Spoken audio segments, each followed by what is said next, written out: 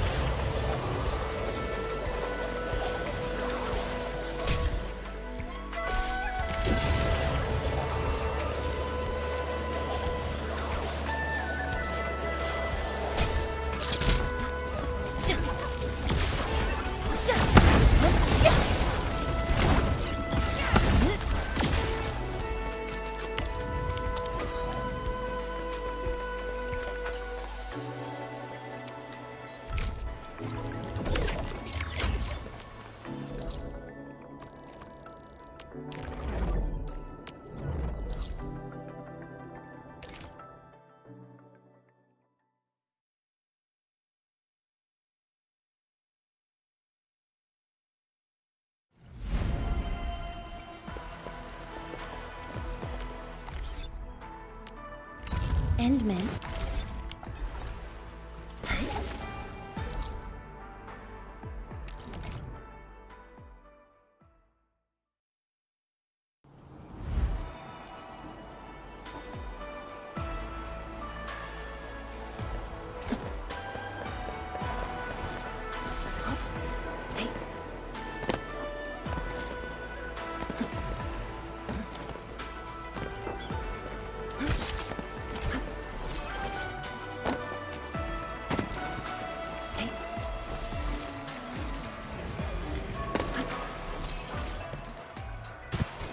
Mineral ores form the foundation of industry. Let's see something more. Abysmal.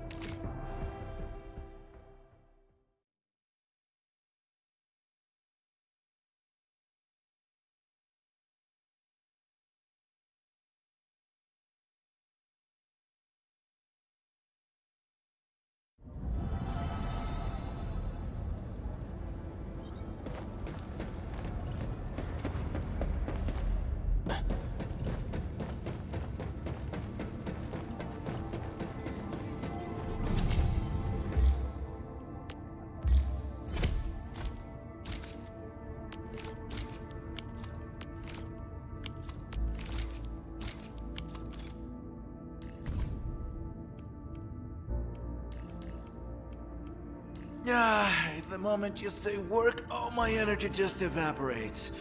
I vote nap before task, Handman.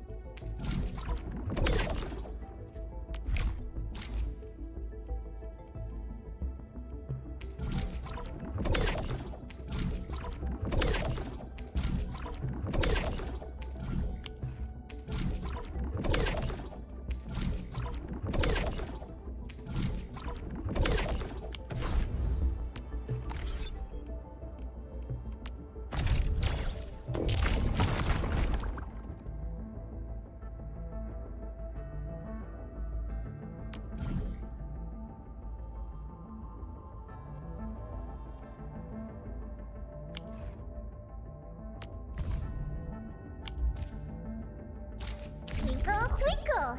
My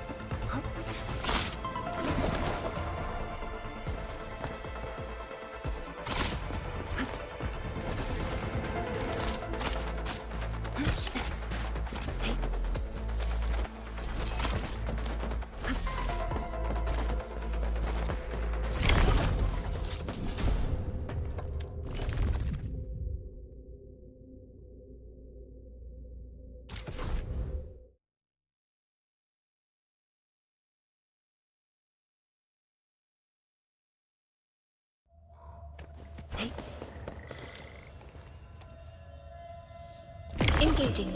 Stay safe, team. I'll be right there. Here's my turn. Purge! Mark the force ready. I shall sweep the rest.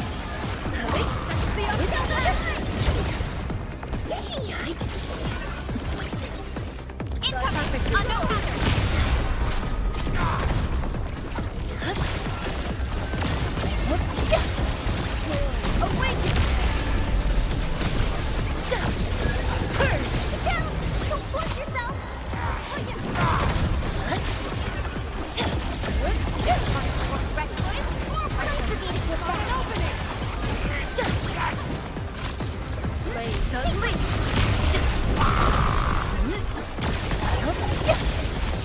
Awaken!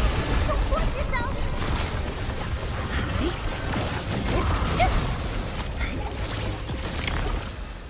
Believe it, Endman.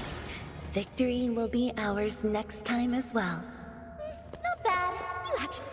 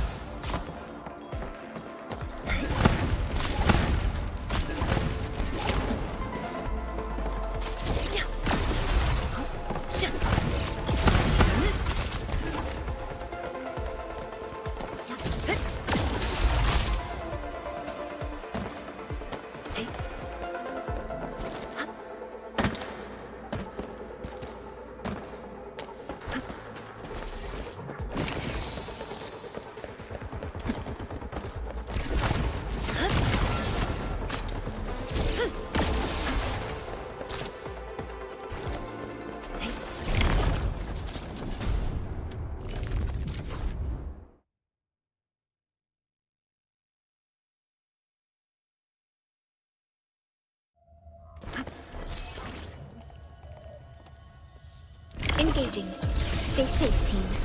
Let's toss out these sour nuts. I spot an opening. Incoming. Unknown hazard.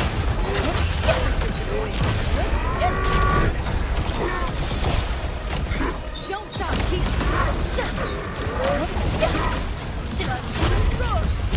Target locked. Fire. Hot like a flash. It struck. Perfect as this wind. Spot an opening. Awaken. Don't force yourself. Purge. Don't stop. Keep moving. I spot an opening. Turn up the morning star. Perfect as awaken. Doing bad at fighting? Wait, we actually won? I pray that the land accepts.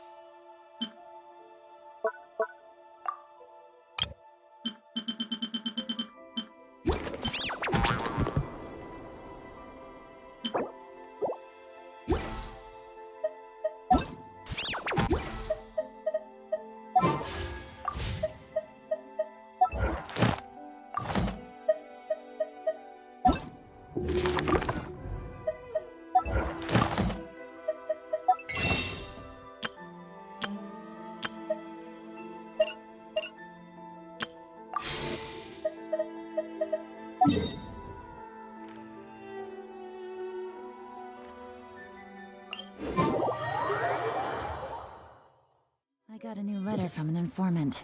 Looks like the situation has changed again.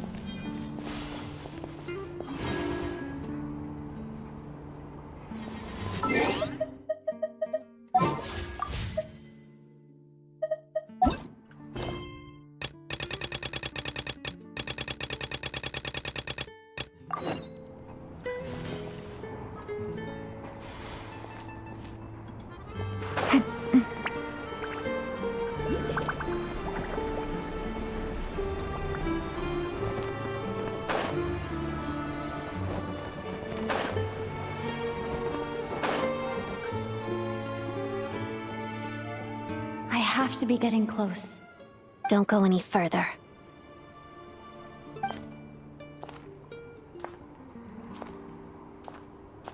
It's too dangerous here. There's a highly aggressive monster on the prowl. You need to leave, now. Ah, I see. You're the backup from Snezhnaya. Well, I'm Odette. Good to meet you. Ah, so this is Odette. She was the first member of the Fatui on the scene. There are 5 people trapped in the cave. Monster type is unknown, and so is its location. Let's go. Every second counts.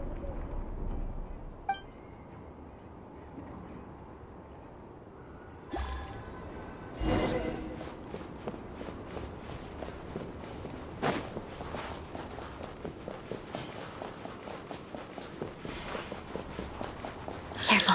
Something's moving.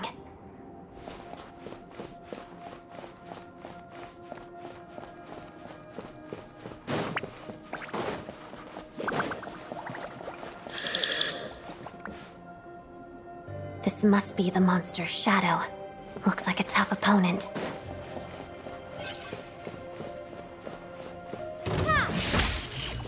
Bellowing thunder!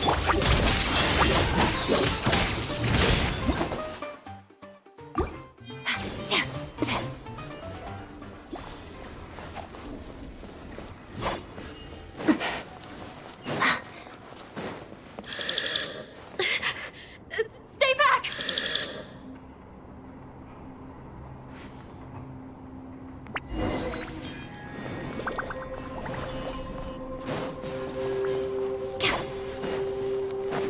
Let's begin.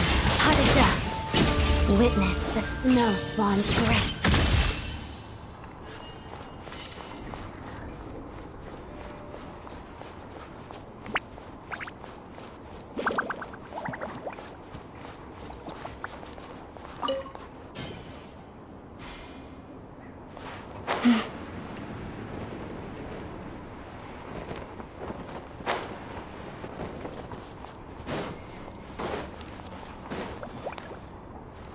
I see them. They're right behind the monster. The monster seems very agitated. It could attack at any moment. Let's make the first move.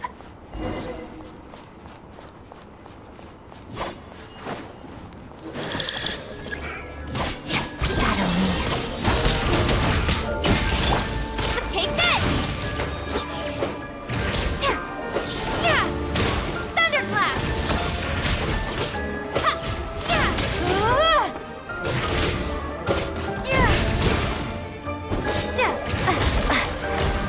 Lightning slash!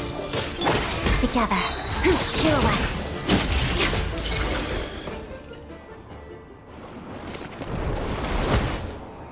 Thank you for saving us. We'd have been monster fodder otherwise. Thank you. Thank you. You're welcome. You should be safe now. Follow this route out. She and I will stay behind to watch the rear. Thank you. Come on, let's go. This way!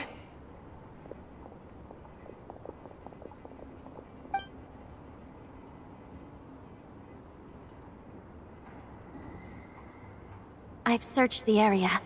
Pretty sure the monster made a tactical retreat.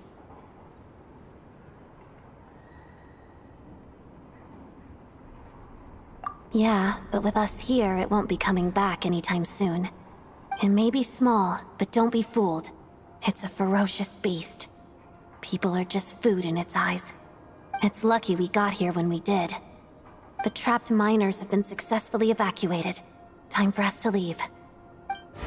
Wait, this place... There's... something unusual about it.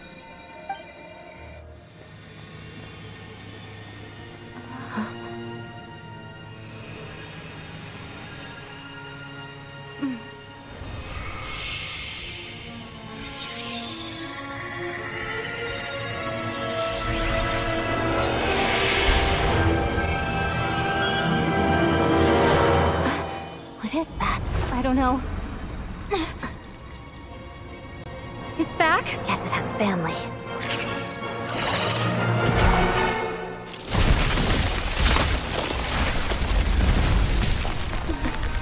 This way. Run!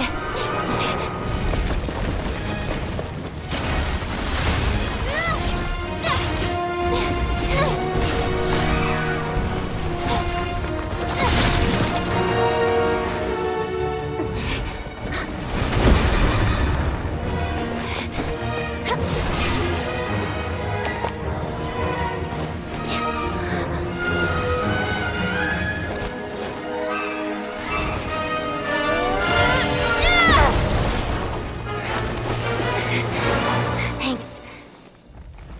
Let's get out of here.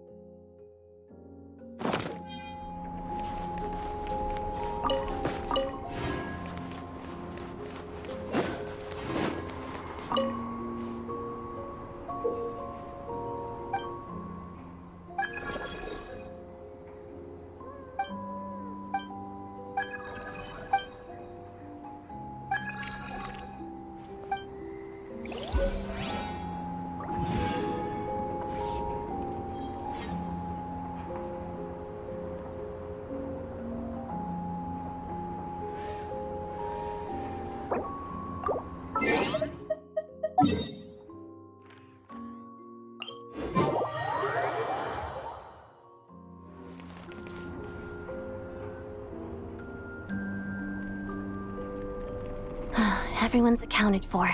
We managed to rescue them all. We also placed a sign at the entrance to the cave, warning people to stay away. You really held your own today. I still don't know your name. Don't think I've seen you before. I'll remember the name. All right then. See you around. Hello, Lady Marionette. I hear the rescue operation was a great success. I knew I could count on you. What brings you here, Odette? Here for a performance? No, a Fatui mission. I happened to be nearby and heard the crash.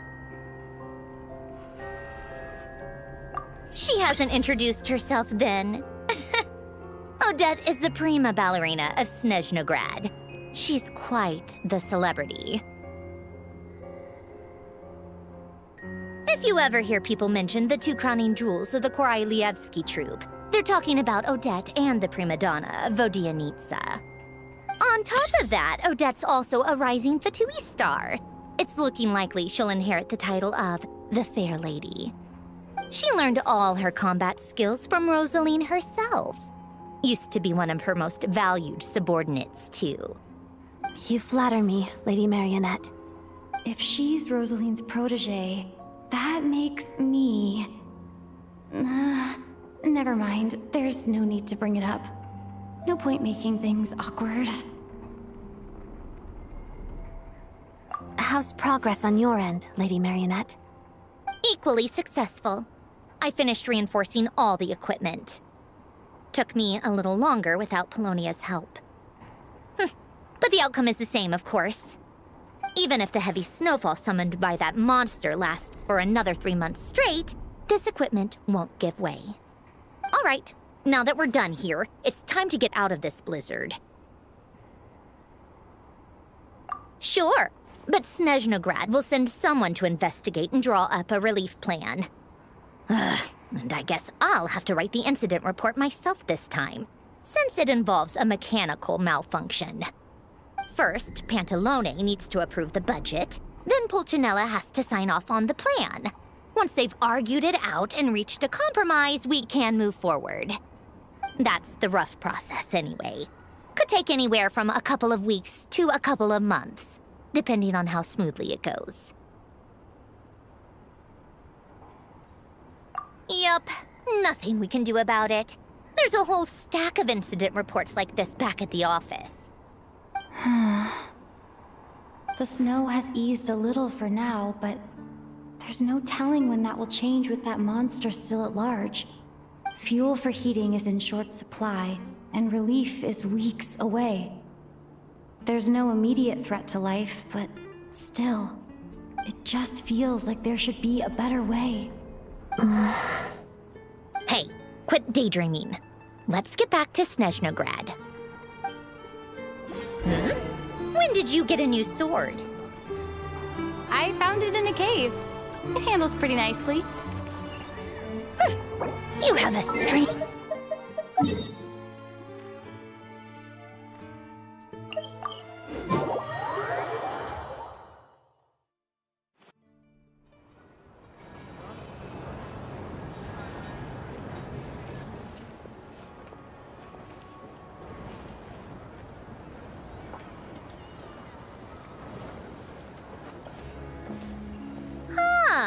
Well, if it isn't Counselor Tartaglia, Mr. Big Shot himself.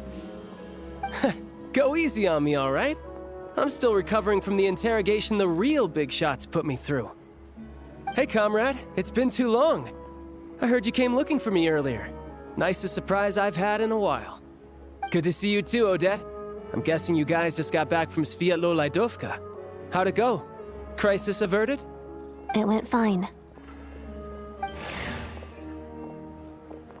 How about you? Any new developments? Not really. Same as ever. Growing opposition to Project Stuzha, and the usual rebuttals are starting to ring hollow. The results of the mock vote were pretty dire. Pulcinella was fuming. I've never seen the old man so angry. That's not good news. It takes a lot to rattle him. Yeah, obviously if push comes to shove, there are ways to crack down on dissent. But... Sorry, I have to ask something. This is going to sound blunt, but may I? Huh? Of course, fire away. It sounds to me like everyone's tearing their hair out trying to figure out how to deal with opposition to Project Stuzha. But what exactly is this project's purpose? And how can it be so important that even people like you two refuse to stand up for the ordinary people of Snezhnaya? Interesting. I gotta hand it to you, comrade. You sure don't mince your words. Excuse her? What does she mean? Refuse to stand up for ordinary people. Oh my gosh. How does she dare speak to the Harbingers like that? Are you interrogating us now? It's okay, Sandrone. Let me explain. I think I understand where she's coming from. If I could, I'd take your side right now. In fact, my position's very similar to yours. I've only held back on casting a dissenting vote in the Vecha because the Tsaritsa would never let me get away with it. Still, I have a responsibility to the Fatui armed forces, so I do what I can to make their voices heard. Most of them are just regular folks from small towns far from the capital. I'm sure you've seen how much those kinds of places are struggling right now. Oh, and for what it's worth, I'm from Arepasak myself. Things aren't going so swell there either. The Tsaritsa wants to create a better, safer future for the people of Snezhnaya, but she's thinking long-term. I don't doubt that from where you're standing, Project Stuzha seems to be creating all sorts of issues for everyone. But considering the Tsaritsa's vision for the future, these are sacrifices worth making. Sounds cold, I know, but I promise it's not as black and white as it seems. Maybe Sandrone and I can't oppose Project Stuzha outright, but we're constantly raising our concerns in Vetcha meetings. And even though we can't put an end to it, there are plenty of other ways to make a difference. We're trying everything we can think of, and so is Pulcinella. I respect Her Majesty, the Tsaritsa, and trust her decisions. But at the end of the day, I'm still just a normal guy who cares deeply about my homeland.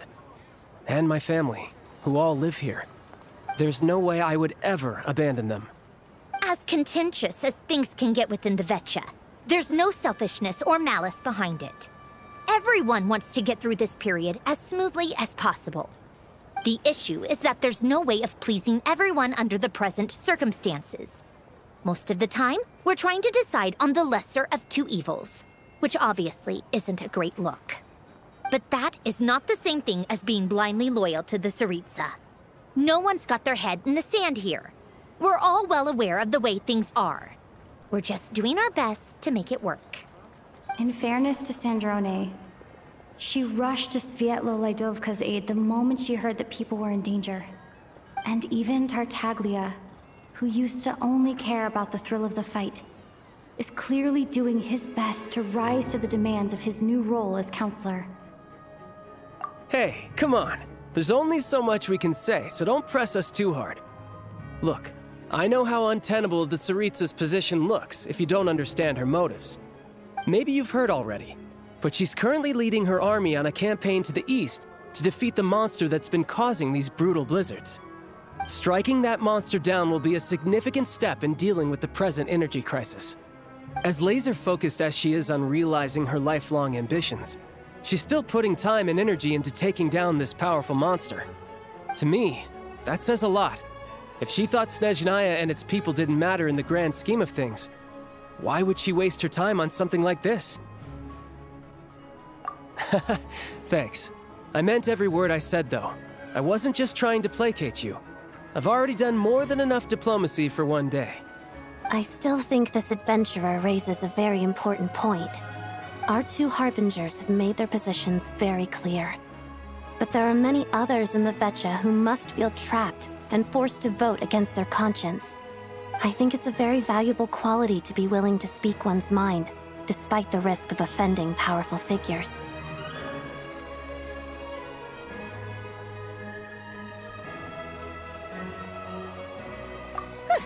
You can say that again. I highly doubt we'd feel the need to explain ourselves so much if we didn't know you so well.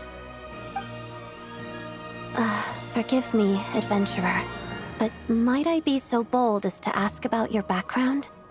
How is it that you can converse so openly with two harbingers? Oh, haven't you been properly introduced? Easier said than done. I like to think I'm not the kind of person who goes around busting open people's old wounds. I've only learned her name so far, and no details of her experiences. Is something wrong? Uh-oh. Is there no avoiding the subject of Rosaline? No, it's just... all right. I guess there's no getting around it. This is the world-renowned traveler, who helped resolve the storm terror threat in Mondstadt, cleaned up after the mess I made in Liyue, and then went to Inazuma, where there was a duel before the throne, in which the traveler defeated Rosaline. Oh. I'm sorry. I didn't think you two would be seeing much of each other, so I figured it wasn't worth bringing up. It's fine. It was a long time ago. It's fine. Sorry. I just remembered that we have a rehearsal coming up. Please excuse me. I should get going.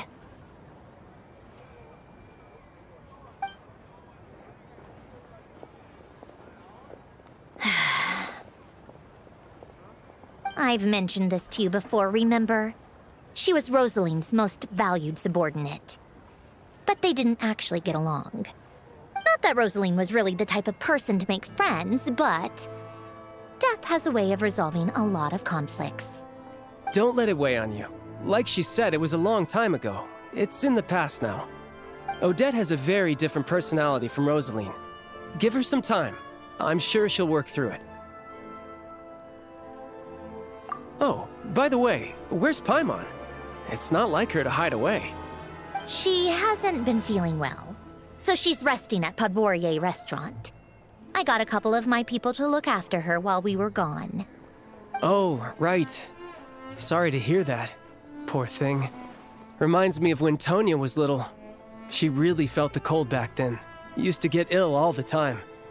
I felt so bad for her seeing her lying in bed, coughing. She was so mature for her age, though. Whenever someone came to visit her, she'd greet them with a smile and would never complain. I'm sure Paimon's a good kid, too. You're a little short on manpower, right? Let me have a couple of my people take over for yours. I'll send my most capable and reliable. They'll make sure Paimon can recover in peace. Well, that would be great. Your people are more qualified. Hey, don't mention it. I'm sure you have things to do. Hopefully this takes a load off your mind. So no more accusing me of not being on your side, all right? Already? That was quick. I'm afraid I can't help you there. Our director's recent movements are confidential. Even we're not in the loop. If you hadn't told me, I never would have known he'd gone south. I assumed he'd been in Glupov this whole time. Well, I guess I'd better go sort out Paimon's security situation. I have some other work to catch up on at Glupov anyway. Me too. I have an incident report to write up. Let's leave it there for now.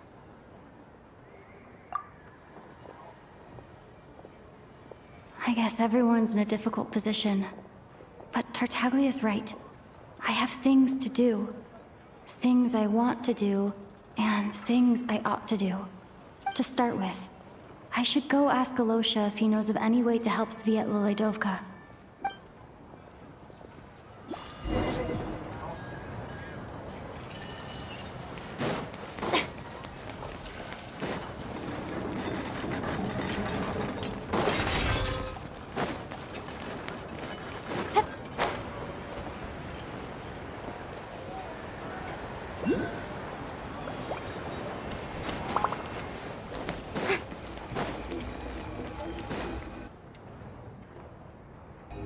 How strange.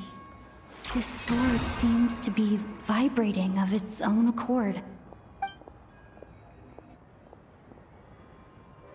It's a very faint vibration, but it's getting stronger as I get closer to the Statue of the Seven. Does this sword have some connection to the statue? But all it does is vibrate, even when I touch it. That place I got this sword from was definitely out of the ordinary. Maybe I should try channeling the power of cryo?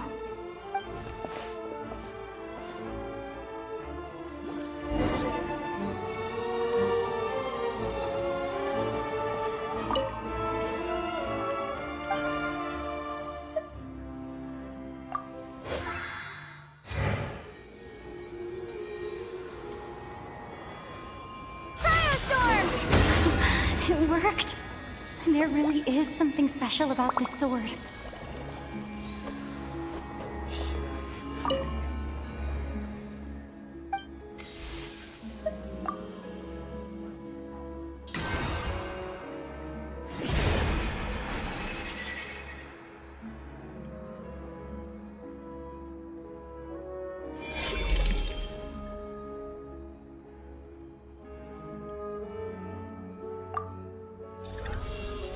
I don't really understand what just happened, but I'm pretty sure this sword just got a little more powerful. I'll have to try the same thing again when I come across another Statue of the Seven. In the meantime, I better go find Alosha.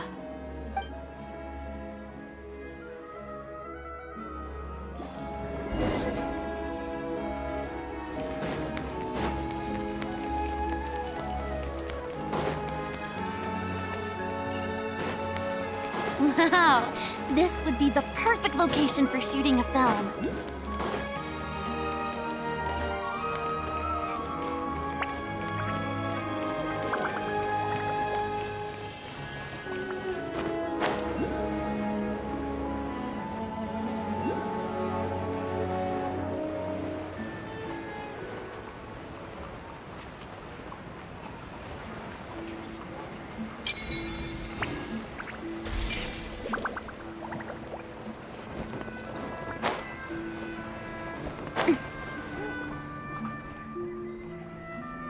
Hello there.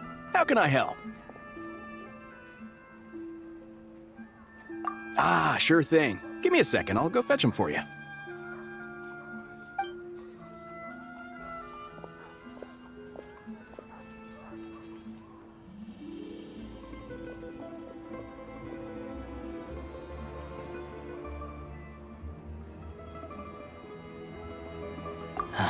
It's a familiar story. I've had similar experiences. Although Snezhnaya doesn't deliberately delay or withhold relief, those first few days of waiting for help are always the hardest. It's a fundamental contradiction. If emergency relief can't be delivered in time, what's the point in even calling it emergency relief? Not necessarily. I think there's a good chance that Kresny Crystal from Stratomoros will start flowing into the market. When we resolve Stratomoros' energy issue, it's like we open the floodgates. A huge backlog of crystal is now available to the townspeople. There's no way they can use it up at once. A lot of them will probably stockpile it and slowly work their way through. Probably a good idea, since energy prices are only going to keep rising. But there will always be people who urgently need Mora. Exactly. At the current prices, selling crystal is an easy way for an ordinary person to make a fortune. Hey boss, how much do I have left in my account? 1 second. Let me check. So, you're planning on buying the crystal out of your own pocket? Yeah. I don't know if I have enough, so I'll chip in a little extra and buy as much as I can afford. No, it's fine. You're new to Snezhnaya, and you have your own living expenses to worry about. Besides, you're already providing the train. Here's your Mora. See what you can find at the market. But I doubt there'll be much crystal left. Yeah, well, can't hurt to take a look.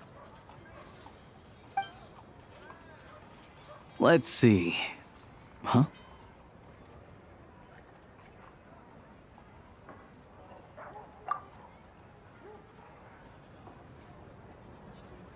Oh, Alosha, and...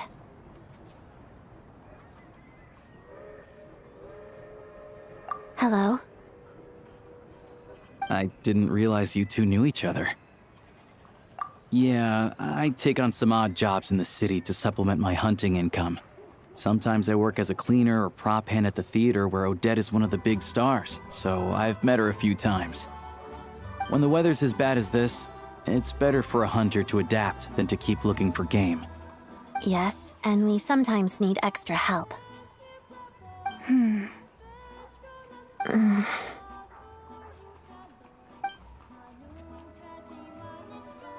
Wait, why is the atmosphere so awkward? I thought things went pretty smoothly in Svietlolaidovka. So, what brings you here, Miss Odette? Looking for some new props? No. After I got back to the theater, I couldn't stop thinking about the situation in Svietlolaidovka. It bothered me so much I couldn't focus on my dancing. So I decided I'd come here and see if there's anything I can do.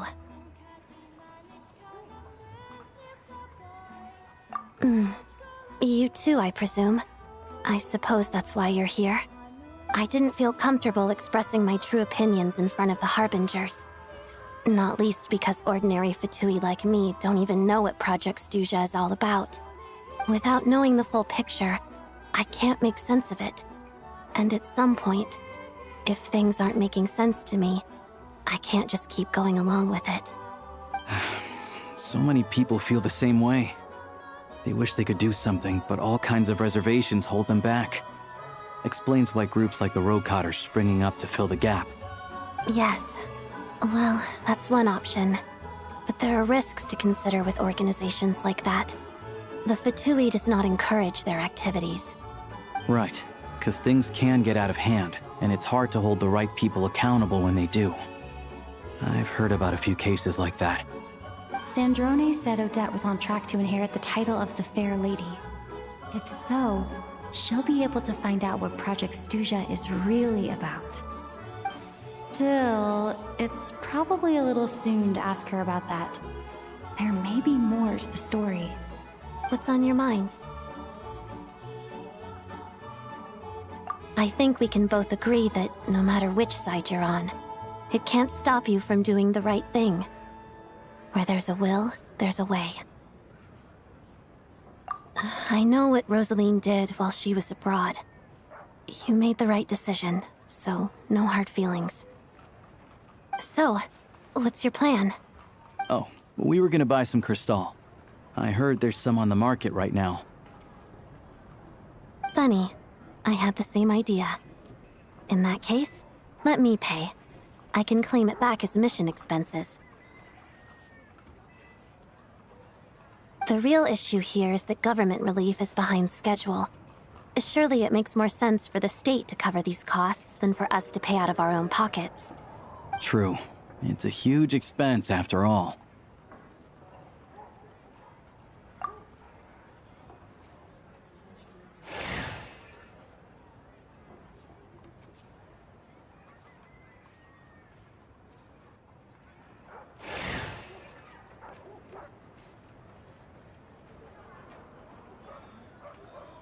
Let me see. I'll take it all, please. And I'll be needing a receipt. Right. Choose mission budget under the expense category, but be sure to specify emergency rescue operation in the description. Otherwise, the normal reimbursement limit will apply. Let's book this train. Regulations say that if we need to transport Kresnik Crystal during Project Stuja, extra carriages can be added 1 hour before departure.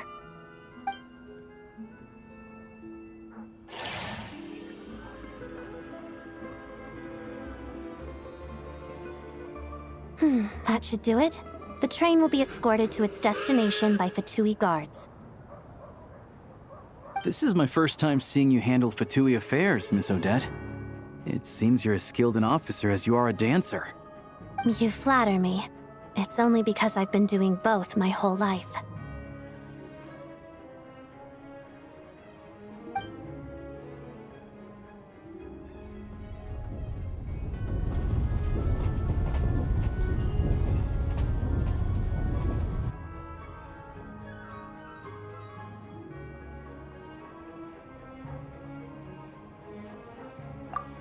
Anyway, I bet you've been non-stop today, am I right? Any idea how Paimon's doing?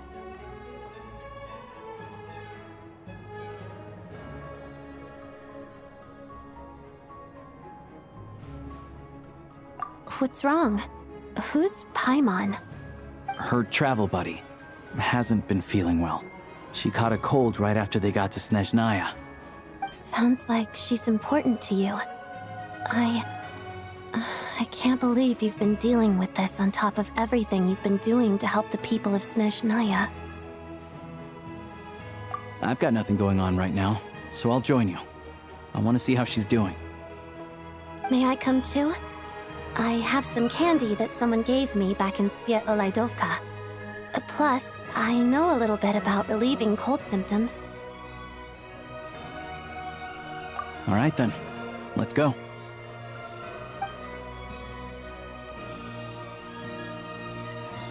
I still don't know what the deal is between these two, but at least the tension seems to have vanished.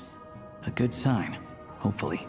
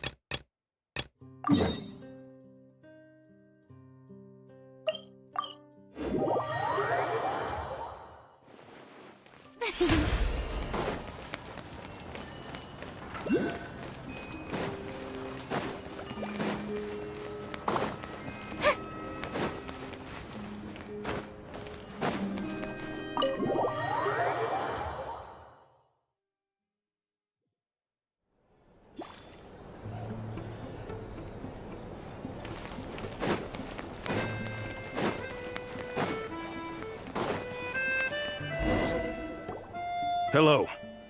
Sorry, but there's a sick person recovering in this room. Can I help you? What happened? Oh. Please, excuse me. Are you the Traveler? Could I take a quick look at your Adventurer Handbook? Master Child said I should verify your identity.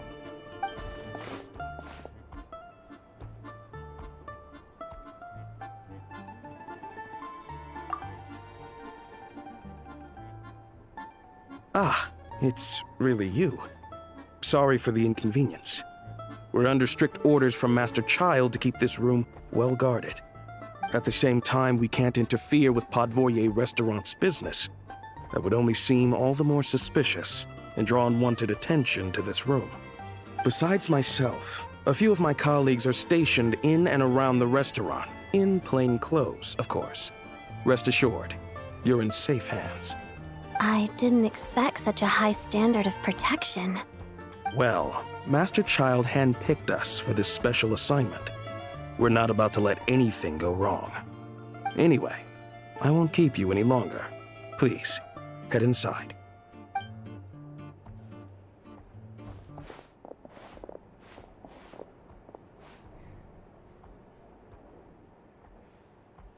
Traveler! Aloysia, you're back! Oh, hey! Who's our new friend? Hi, I'm Odette. The Traveler and I crossed paths a few times. Another friend from the Fatui, huh? You're practically a member yourself by this point.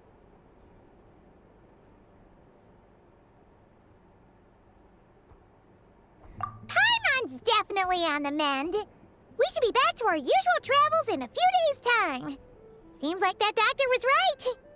It's just... Paimon's limbs are still feeling a little chilly. I have just the thing. Whoa! What's this? Is that a flame inside an ice cube? Wait, is this real ice? How's it not melting? And how does the fire keep on burning? All keen observations. You're right. This is called core ignis. Whenever I've caught a cold in the past, I found I recover much more quickly if I place this by my bed. You're welcome to borrow it. Awesome! Wow! It's so nice and warm! Oh, it's like magic. Your name was Odette, right? How did you two meet again? Looks like she's in pretty good spirits. That's a relief. Any progress with your investigation yet? No surprises there, I'm sure. They're not likely to let anything slip. The Rokad, huh? Let me think. Members of the Rokad keep their true identities hidden, but I think there might be someone I can introduce you to. Leave it with me. Meet me at the Korolyevsky troupe tomorrow, and I'll tell you how it goes. Would anyone like a drink? I'm gonna head to the bar. Paimon will have... maybe some hot milk? Yeah. Paimon's in the mood for something warm. Enough with the secret chat, you two. Let's catch up properly in a minute. Paimon wants to know everything that's happened today. It'll be kind of like tabletop troupe. No reason why listening to a story can't be an adventure.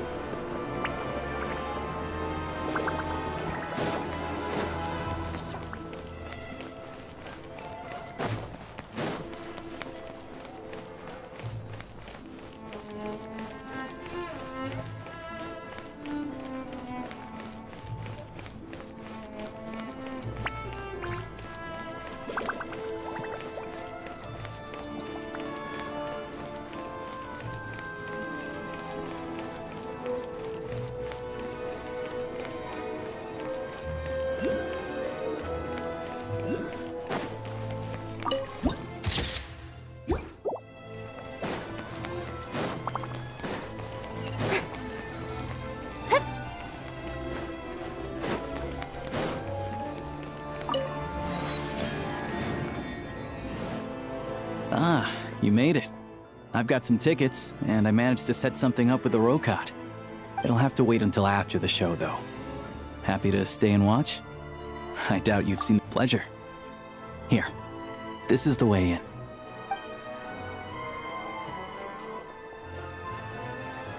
Please present yourself for a routine inspection in accordance with theater regulations. Thank you.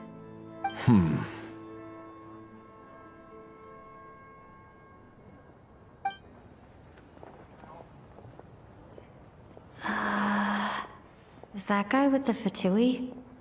Looks like he's waiting for something. Okay, all done. Thank you for your cooperation. Please proceed through to the theater.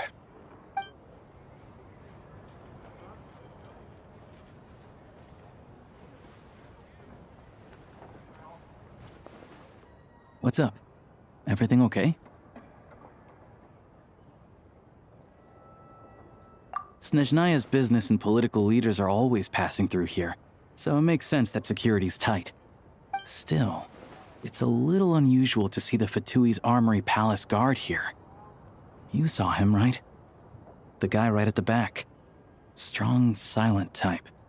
His name's Valeri. He's part of the Special Assignments Battalion, but I only ever see him here for one thing. Supposedly a researcher, though he never seems to put much time in at the office. The theater is one of his favorite places to hang out when he's playing hooky from work. But that's not for us to worry about. Let's go. The show's about to start.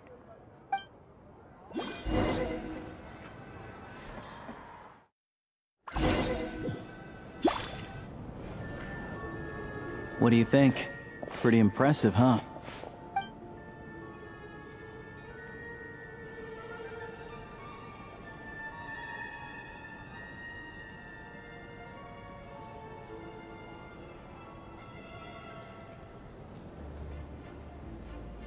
Oh, the one in Fontaine? I hear it's iconic. Never seen it for myself, though. Here we are, just in time. Sorry, coming through.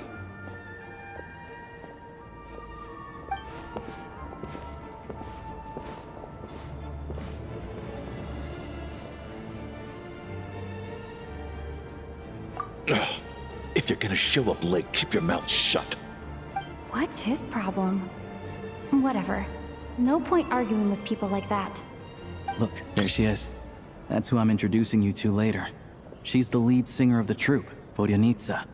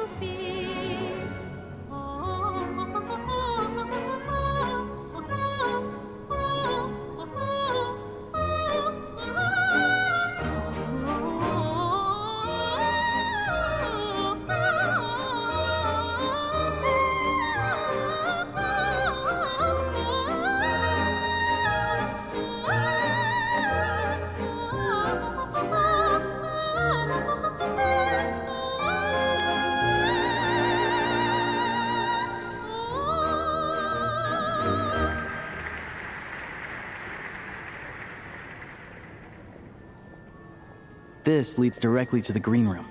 They're expecting us. Vodyanitsa will be waiting for us there.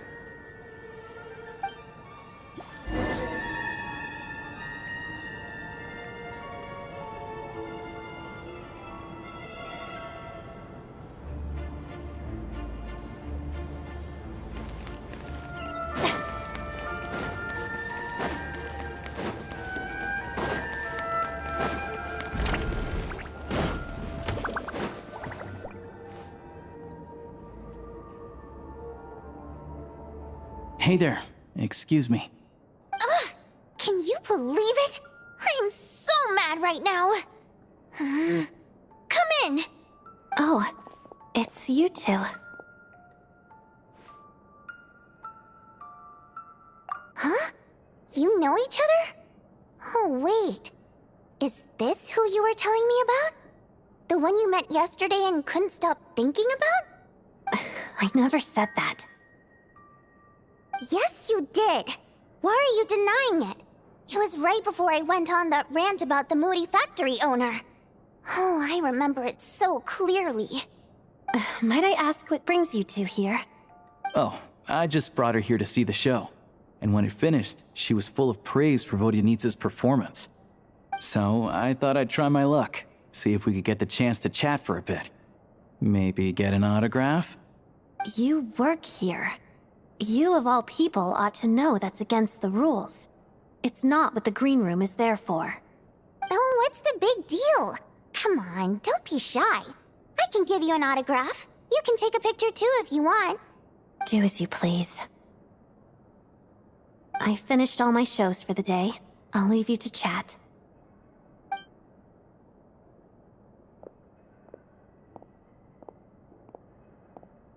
I wasn't making that stuff up, you know.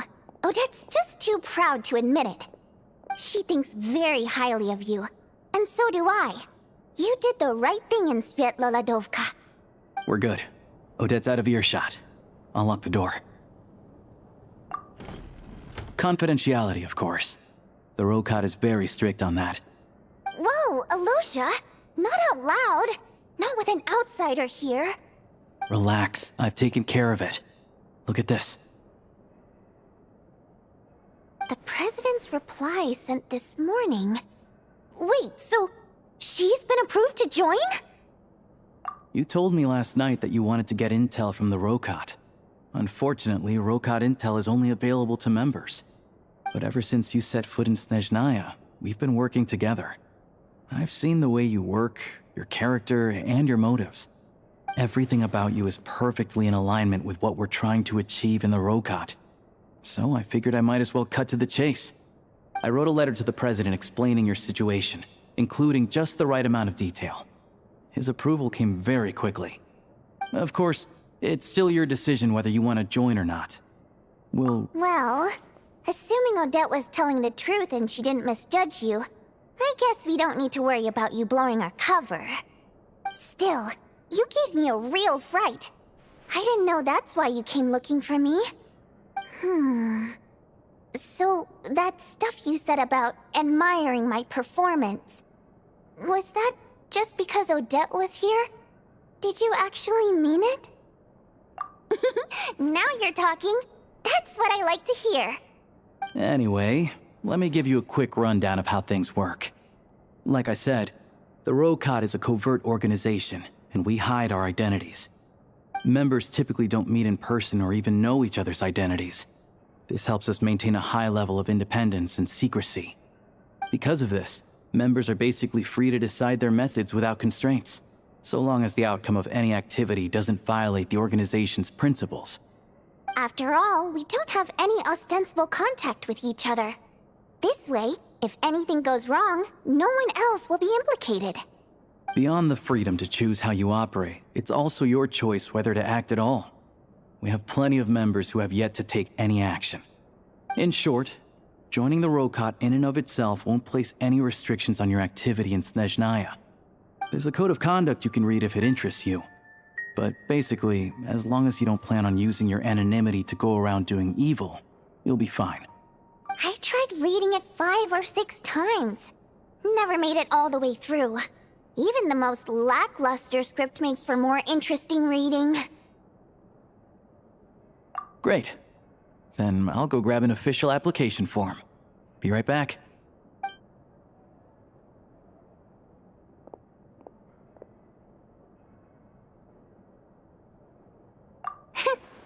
Well, Alosha has this pet dog, you see. His name's Tagarin, and this one time, Alosha brought him backstage. Tagarin took quite a liking to me, so I played with him for a little bit and fed him some treats.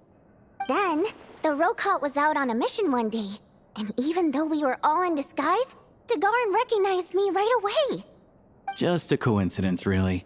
We didn't report it to the higher-ups, though, to avoid dealing with the fallout. Like... my job at the theater, for instance. I really need it to make ends meet. By the way, what were you complaining about just before we came in? Did everything go okay with Chuganov? Everything did not go okay. That's why I was so mad. I tried to make some small talk with him before I went on stage to fish for intel about the Iskra manufacturing plant. But he wouldn't take the bait. No matter what I said, he kept dodging the question. And then he started complaining. He said he didn't appreciate his second-rate seat in the stalls because he usually gets a private box. I mean, what did he expect? Everyone knows that if you want a box seat, you buy a ticket well in advance. But instead, he sends me a letter the day before the show when we're practically sold out. I had to juggle things around just to get him a half-decent seat, hoping he would appreciate the gesture enough to share some information. But nope, he didn't give me anything. Yeah, meeting Chuganov in person has definitely been a disappointing experience. Oh, you probably don't know who we're talking about, do you? Chuganov was that older guy you were sitting next to today. I'm sure he didn't make a great first impression on you either. To the citizenry, he's a family man and a kind boss. But our interactions with him tell a very different story. It's one thing to ask for a favor, but he acts like it's his right. He always expects special treatment. Take the ticket situation, for instance. I've actually gotten him a private box in the past. But not only was he not even grateful, now he's acting like I've sold him short this time. Not to mention that he's never paid for a single one of his tickets. And another thing, if he's such a big family man, why doesn't he bring his wife and daughter to see the show once in a while? I've never seen them here, not even once. Calm down, Vodyanitsa. If you won't do it the easy way, we'll have to try the hard way. But first things first, here's your application form. Go ahead and fill it out.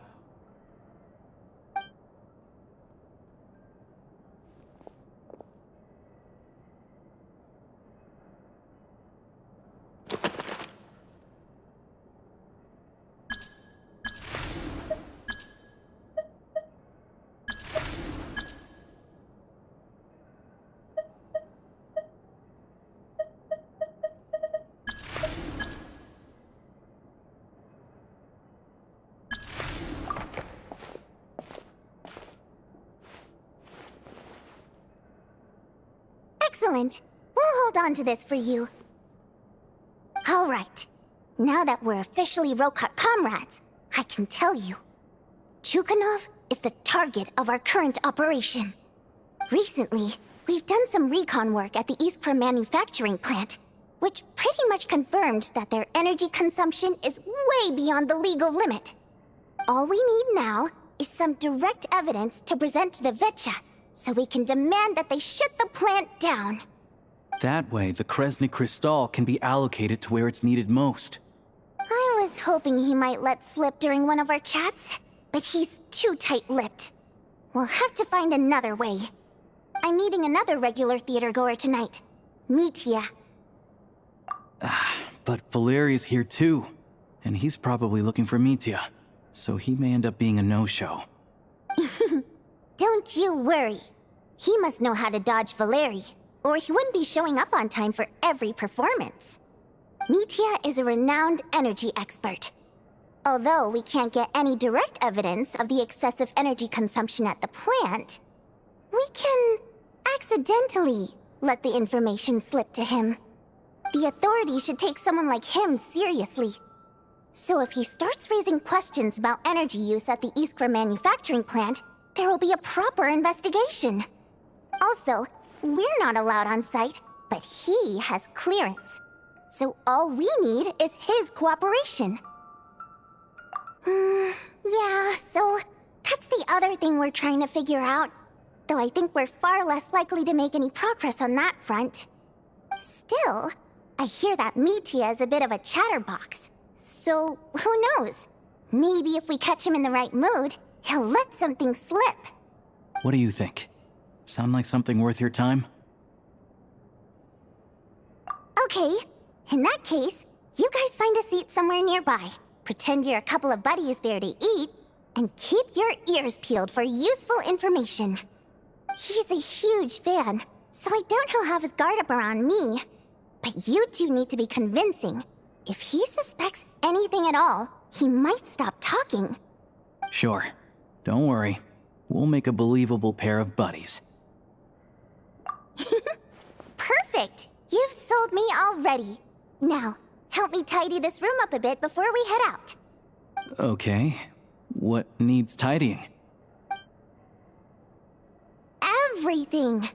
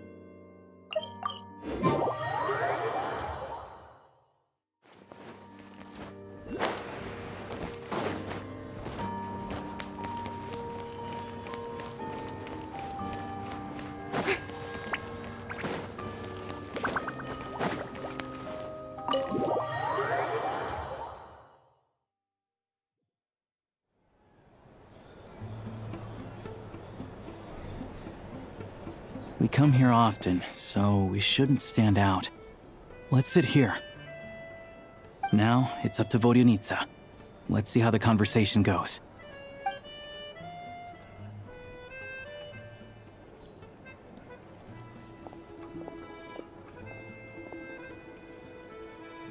Ah! Mr. Mitya! Over here! Over here! Oh, sorry. I got a little held up on my way here. Now we have even less time than we planned.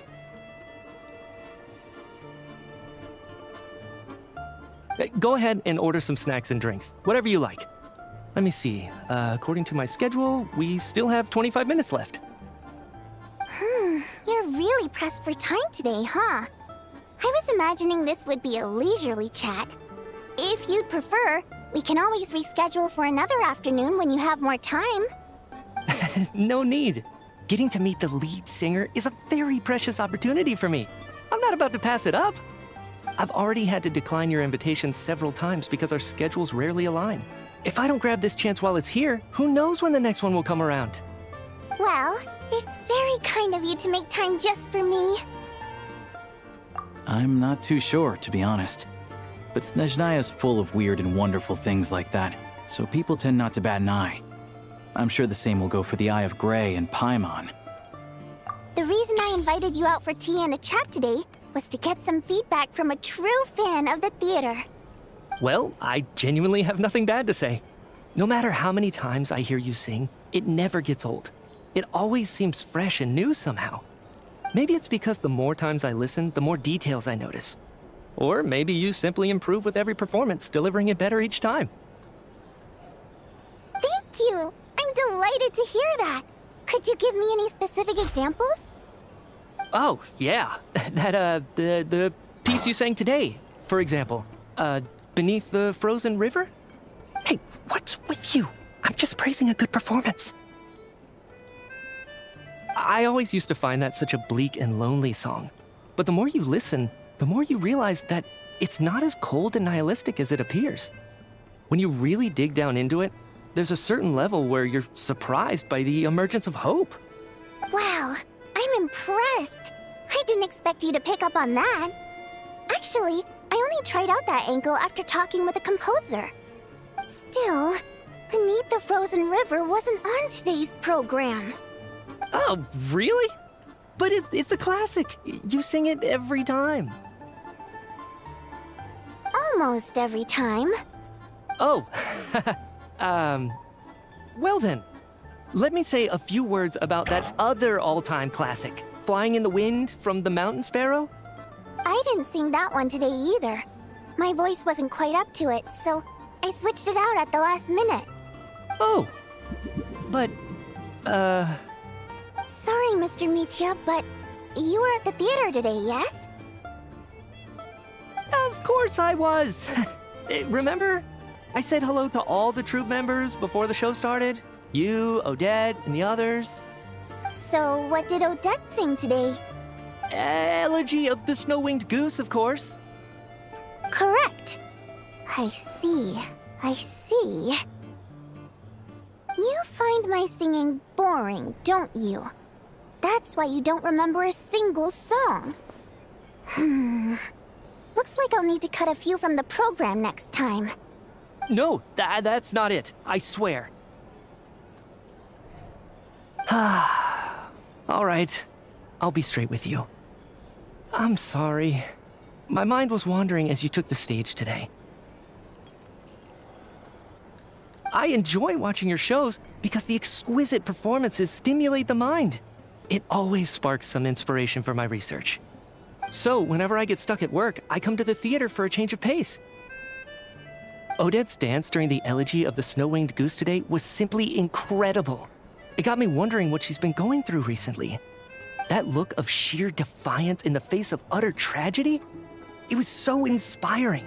I started scribbling in my notebook right away. Not that I made a ton of progress in the grand scheme of things, but I still think it was productive. By the time I snapped out of it, the entire show had finished.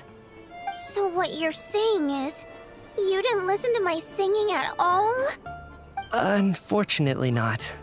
I'm sorry. I don't know which is more disrespectful.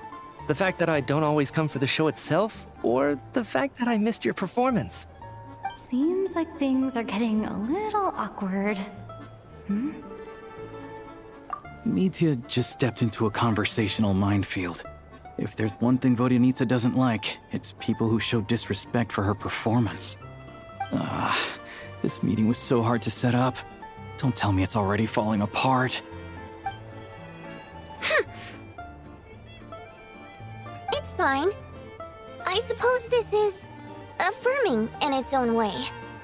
At least, it shows that our performance really touches people's hearts, right? Don't let it bother you. It certainly doesn't bother me. She's showing a lot of restraint. Well, I'll be sure to let Odette know how much you adored her performance. Please don't say that. I always love your performances too. It's just that inspiration struck at the wrong time today. I'm usually all ears. I know, I can tell. That's why I value your opinion. I'm sure some people can't stand it when others praise their coworkers right to their face, but not me. No, sir. Fair enough. I still feel kinda bad, though. But you know what I really can't stand? People who only show up to the theater to pretend that they're cultured. Makes me sick to my stomach. Oh, yeah, 100%. There are too many of those people around. By the time they're walking out the door, they've forgotten all about the show. What's wrong? You look furious. I don't know if you've heard about the boss of the Eastborough manufacturing plant. He isn't even a theater investor, but he always demands the same privileges as actual investors. Box tickets only, premium drinks, even the right to request specific songs. Well played, Vodyanitsa. Seems like she's harnessing her rage to steer the conversation back on track. Now that you mention it, I've interacted with that guy before. I gotta say, everyone holds him up as an example of a benevolent businessman, but I don't know. I don't see it. Yeah, he couldn't care less about what's happening on stage. He's just there to flaunt his social status. I hate that I have to prepare programs for guys like that. What's the big deal with that factory he runs anyway? I asked around a bit and heard some pretty shocking stories. Sounds like he's just another greedy capitalist. Oh, really? Yep, the things people are saying are pretty damning. Low wages, insanely long working hours, equipment running around the clock.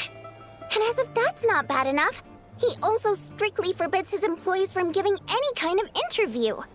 Project Stuja has now been extended so many times, we're at the point where crystal rations for the common folk are barely enough to survive on. Yet he even wants to get his greedy hands on them just to boost his own profits. If the rumors are true, he's in serious violation of the law. Interesting. So you've heard about it too? What? So it's really true? Who knows? I've only heard the same rumors you have. But there's no smoke without fire. The Rooster's been coming down on us hard lately, demanding that we track and trace every single batch of Crystal. My coworkers in the Department of Energy have been tearing their hair out over it. The Rooster? I didn't realize he cared that much. Yeah. Even though there are no restrictions on Crystal trading, the poor will wind up freezing to death if we let the rich buy as much as they want. That's clearly unfair. Looks like we'll need to arrange an investigation into the Iskra manufacturing plant as soon as possible. I never knew you kept up with current affairs beyond the theater, Miss Vodyanitsa. You really have a heart for the common person. Most Fae in your position have long been indifferent to the plight of humans. Well, those of us who choose to live in human cities are naturally going to pay attention to any significant upheaval. Isn't the Rooster a Fae himself? I'm just surprised to learn that even someone with as much experience as him is getting so stressed out over Project Stuja. What is the end goal of this project anyway? This is it. We're finally going there. I'm sure Mitya can sense on some level that she's fishing for information. But since their conversation is so relaxed, he might just let something slip. It's stressing me out too. If I'd only made better progress with my research, things wouldn't have dragged on this long. Oh, so your work is related to Project Stuja? That's right. The Armory Palace needs a brand new energy source. Not the power of the Light Realm, and not elemental energy. Right now, the only thing that meets the requirements is the power contained within stellar linchpins. But harnessing that power is costly. Each step of the process requires enormous amounts of Kresnik crystal, from extraction to quantification to attempts at conversion. Progress has been painfully slow, and the team is getting burned out as time goes by. Sometimes, I see people staring into space, as if in a trance. Could it be that this new energy source has side effects? No, it doesn't affect us, because the energy is used for... Okay, I got it. Stop choking me. Sorry, I can't talk about that. I think we're all just exhausted. We've been working ourselves to the bone for so long with so little progress to show for it. It's no wonder people are struggling to stay motivated. Seems like I owe you an apology. I shouldn't have gotten so mad at you for not paying attention during the show. Don't worry about it. I count myself lucky, to be honest. I don't envy the people who work closely with the Tsaritsa herself. I'd much rather be in my current position. At least I don't have to shoulder any major responsibilities. So they're trying to develop a completely new kind of energy. Yeah, censored by a scarf. Who would have thought? Oh, dear. It looks like my time is up. I'm afraid I have to leave. I'm so sorry. We ended up barely talking about the theater. That's okay. It was a pleasure chatting with you, really. Let's make up for it next time. Yeah, hopefully once the work pressure eases up a little, I'll be able to focus more on the performance, and then we'll have more to discuss. We touched on some confidential issues today. I'd be grateful if you could keep it between us. That could have gone worse. Nice job.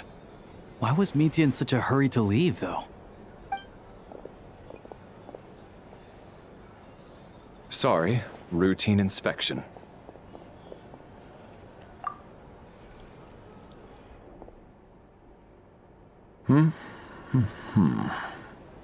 Okay, let's go.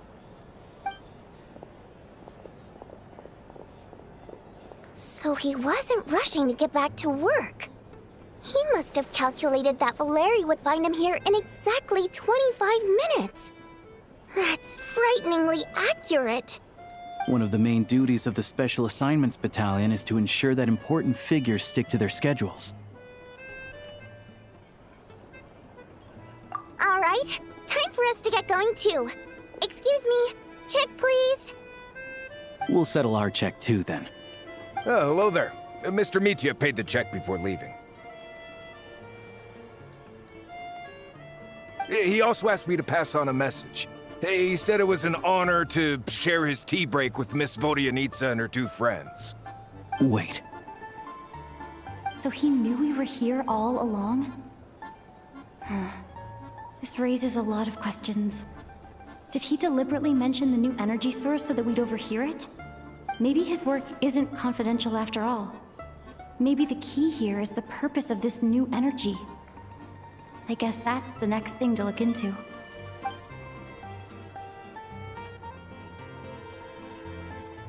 Vodyanitsa and Alosha have both left. Time to head back and call it a day.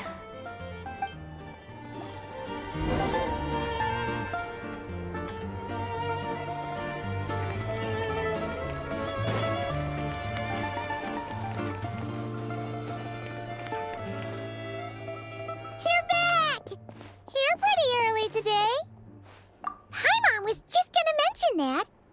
After she woke up today, Paimon felt like her temperature was completely back to normal. But her strength still hasn't returned. Still, there's some good news. Paimon thinks she might have figured out the source of the problem. It's like there's some kind of mysterious power affecting Paimon. Paimon's never felt this way before during any of her travels. She only started feeling this way since we arrived in Snezhnaya. That's right.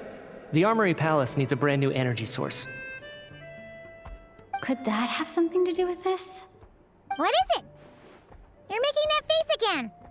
You know, the one you get whenever you have a light bulb moment?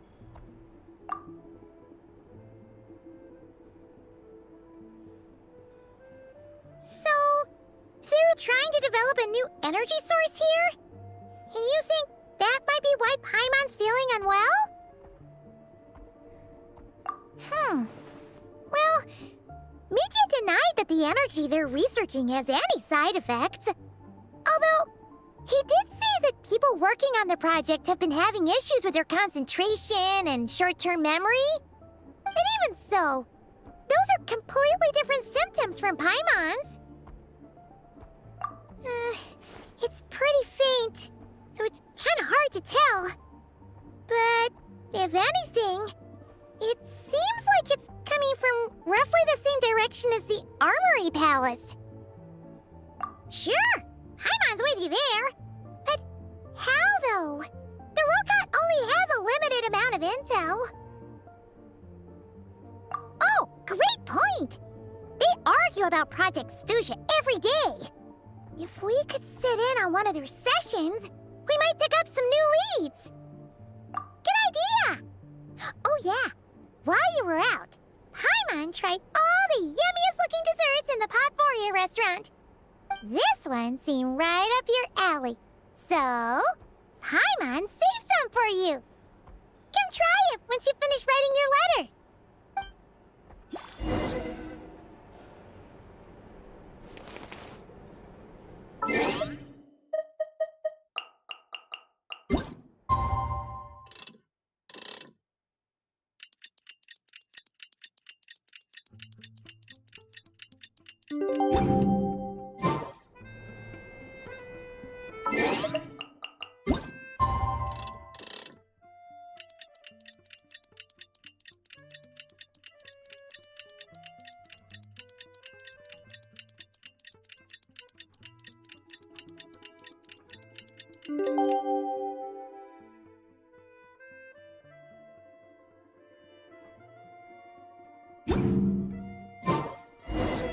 Alosha replied. He says that we won't be able to speak at the Vetcha, but he can arrange for us to attend as visitors. Time to get ready. Then head to the Snezhnaya Vetcha.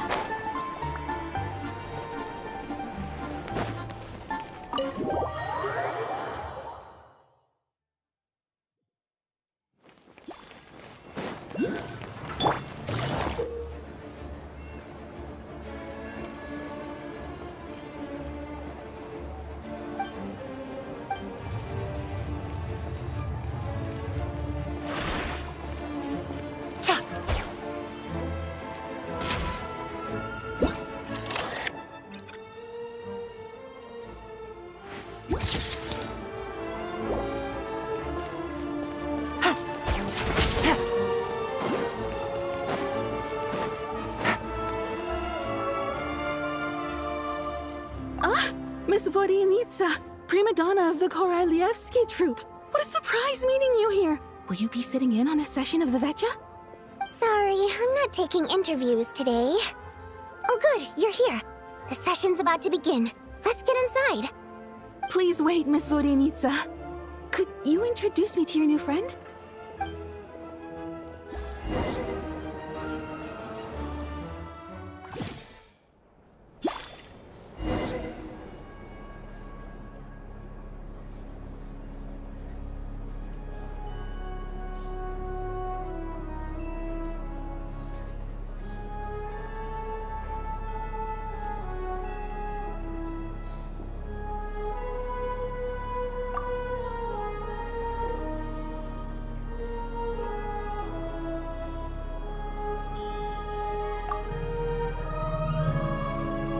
In summary, the energy management commitments made for the outgoing period have been delivered upon. Furthermore, both the production and consumption of Kresnik Crystal show clear signs of stabilizing. The relevant agencies have assessed the present circumstances and determined that the status quo can be sustained until the next period. For detailed statistics, I would refer you to the industry reports that have been distributed to all persons present. It should also be noted that while the recent blizzards have led to a significant increase in people's energy expenses, this is strictly a short-term phenomenon associated with a remotely located monster. Her Majesty the Tsaritsa is giving her full attention to this matter. We should have every confidence that it will be dealt with swiftly and conclusively. A financial report on disaster relief is also present in this report, courtesy of Pantalone. They cover the same old ground every single time. The rooster never seems to mind, but everyone else is getting tired of it. There's a general lack of trust. People aren't seeing any tangible benefits that affect them directly. Of course, none of that will be reflected in any of the reports on the table. Yeah, if it weren't for these hard copy documents, I could have at least made something up. Oh, don't mind me. I'm just out here trying to hit my interview quotas. Bring out the kvass. Ever read it? Best-selling newspaper in town. If I remember correctly, you guys don't even have a sales permit. You have to sell from stalls on the street. Okay then, best-selling street stall newspaper in town. Still counts.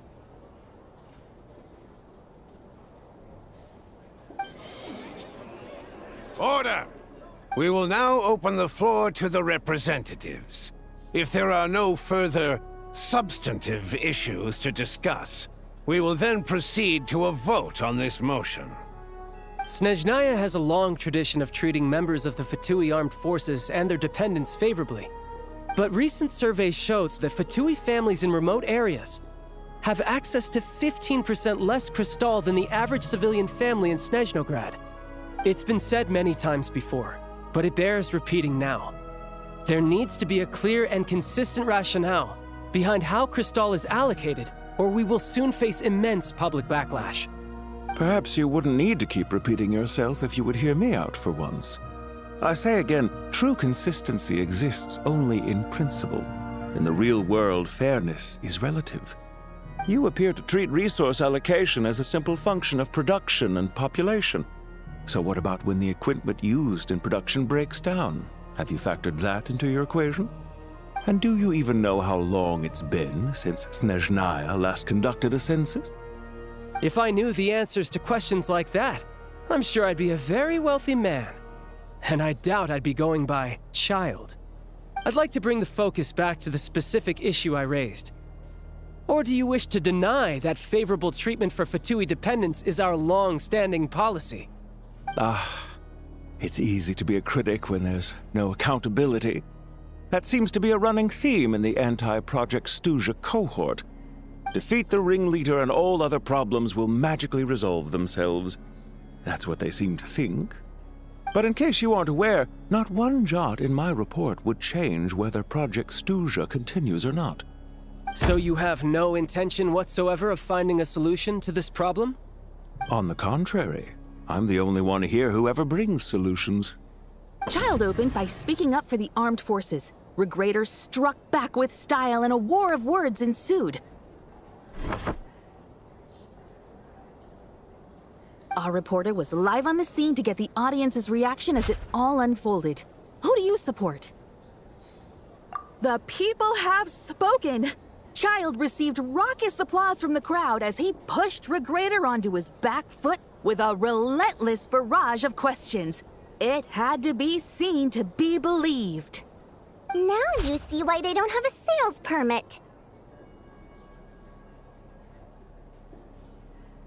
However this reporter wants to spin things, I haven't forgotten that Tartaglia was representing the Northland Bank when we first met in Liyue. So, surely their relationship can't always have been this strained. You two are getting off topic. Let's focus on what the data is saying. Mr. Pantalone, may I speak on your behalf? Oh, please do. I'm more than happy to save my breath. Crystal distribution policy undergoes modifications with each new period. The ultimate goal being to find the most reasonable method of allocation, which I believe is what Mr. Tartaglia also seeks. But I fear many may have been misled on this topic by extremist activists. To clarify, Project Stuzha is not the root cause of the problem. It is merely a framework for resource distribution.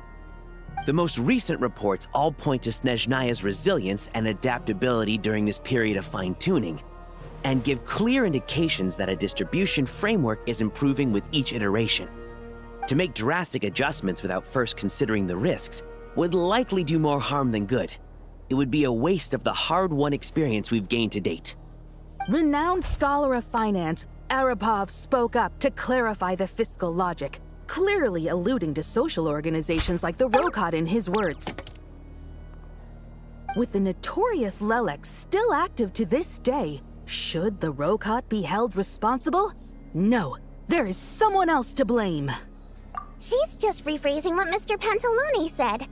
The Rokot are the critics he accuses of taking no responsibility for their actions. As for Lilik, you won't have heard of him yet. He's currently the most famous member of the Rokot. Well, more like infamous.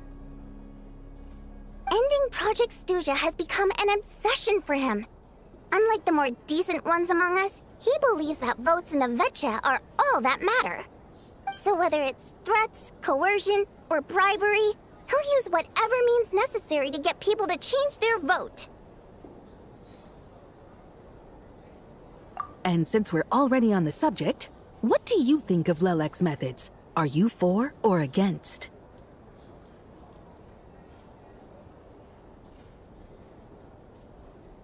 Yes, don't we all? Lelek supporters grow in number by the day. We stand with Lelek! At least someone here wants to take this discussion seriously. I've been considering that issue myself. What you really need is more precise regional data, right? I think it would be easiest to let the Fatui handle it, since they're already in charge of Crystal shipments anyway. We may as well get them to collect some data while they're at it. Whatever you need, you can ask the Fatui to look into it for you.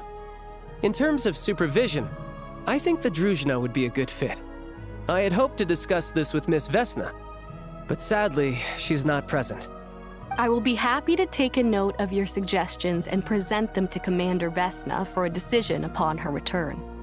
The Commander has always taken a keen interest in Project Stuzha. However, given the Druzhna's demanding workload, I'm afraid it may prove difficult for them to provide any practical support. Let us refrain from jumping to conclusions until a concrete and actionable plan is in place. My apologies, Lord Rooster. There are numerous issues to address here, including manpower, time sensitivity, and reporting lines. Nevertheless, I support drafting a proposal.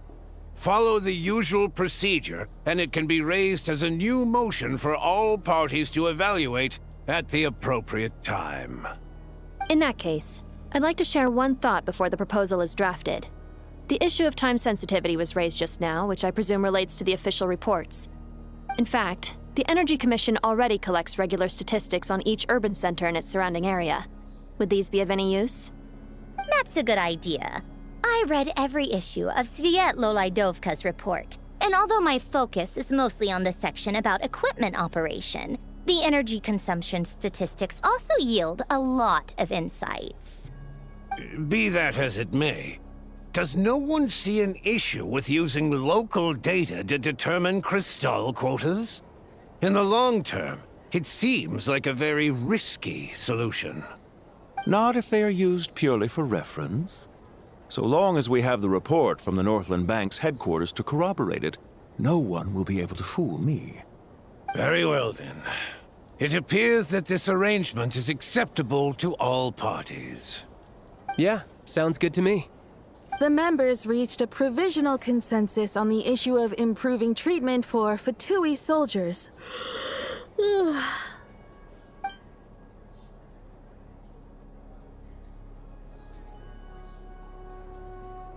Today, the prima donna of the Korailievsky troupe attended a session of the Snezhnograd Vecha in the company of a most charming young lady. The question on all our minds is, what is the true nature of their relationship? Write anything like that again, and I'm revoking your permission to interview the troupe. Got it?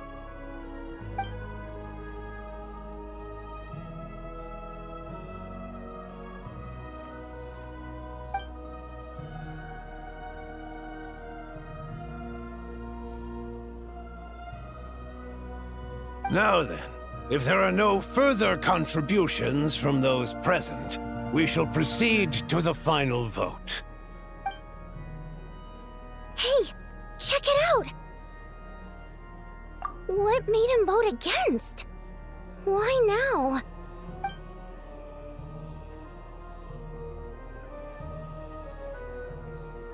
The votes have been tallied. Those in favor of continuing Project Stuzha total 61%, securing a clear majority. That was too close. The margin has shrunk yet again. Chuganov was a huge loss. I'll bet Lelik is behind this. I wonder how Pulcinella will respond this time. Chuganov. I see. Lelik strikes again. Yes, go, Lelik. Once Project Stuzha is defeated, our unwavering support at Bring Out the Kvass will finally pay off when we make our comeback. I can taste our victory already! In accordance with the result of this vote, Project Stuzha will remain in effect until the next Vecha period.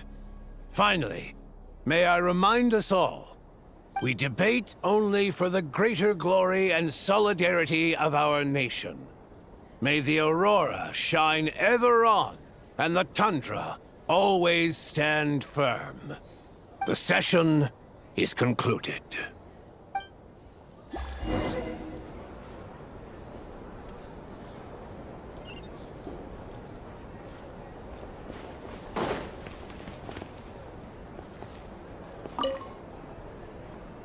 have to say, I really wasn't expecting Chulkanov to vote against Project Snezhnaya. Well, in principle, Snezhnaya's business and political elites ought to be the ones least likely to oppose it. As we heard, Project Snezhnaya is basically just a resource distribution framework that requires everyone to cut back during the winter. But even if the policy got cancelled, the Tsaritsa's energy needs wouldn't suddenly go down. The extra demand from the public would have to be filled from somewhere. So logically, the factories would have to take the hit. I got a letter from Mr. Mitya just before today's session. He said he's confirmed that there are issues around overtime and excessive energy consumption at the Iskra manufacturing plant. In a situation like this, once the Rooster receives the report, he'll order the factory to halt production and submit to an investigation before issuing a penalty. But that's a week-long process, and thus didn't make it onto the Vetcha agenda this time. I don't think he suspects anything so far. Exactly. And as you know, he's a very selfish person. I was originally gonna try and flip him after he received notice of the official sanctions. My plan was to convince him that the whole thing was completely unfair. Rather than just sit back and take the hit while his factory stopped production, he'd be better off voting to end Project Snezhnaya. At least that way, no one else would be able to make any money either, because all the factories would suddenly have more limited energy to work with. But now, he's already voted against it, which means someone must have used more forceful means to change his vote, just like with everyone else who flipped. Yeah, no one knows why Lilac is so obsessed with ending Project Snezhnaya, but by the looks of it, he's inching closer and closer to success. Lilac must have strong motivations, given how he'll stop at nothing to achieve his goal. Maybe he knows the full truth of Project Snezhnaya. Maybe my next step should be to focus on him. All right. What are your plans for the rest of the day? Shall we head out? Hey, comrade. I noticed you were here during the debate. I didn't take you for a political enthusiast. Greetings, Harbingers. I just happened to have some free time today, and my new friend here thought it might be fun to check out the Vetcha. Ah, Odette must have introduced you. Looks like you two are getting along pretty well. I'll leave you to catch up. I should head back to the troop. Sure. Break a leg and all that.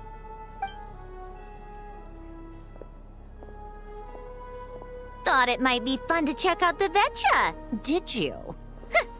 Things are never that simple with you, Traveler. There's no way you're here for kicks and giggles.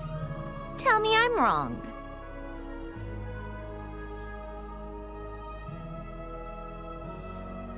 Oh, yeah. To some, he's a captivating enigma. To others, he's the bane of their existence. No one ever thought that some anonymous nobody from the Rokot could cause such a stir. Huh? You want to look into Lelik? Then I'm sure his days of anonymity are numbered. What do you think, Sandrone? Fine by me, I guess.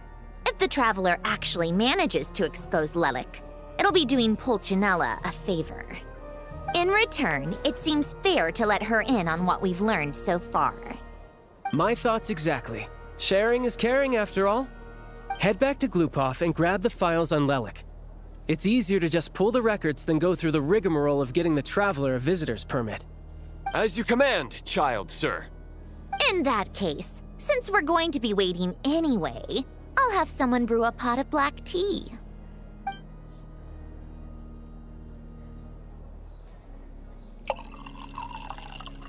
One common thread among the many incidents Lelik has been involved in is that the victims are all too scared to share any real information about him.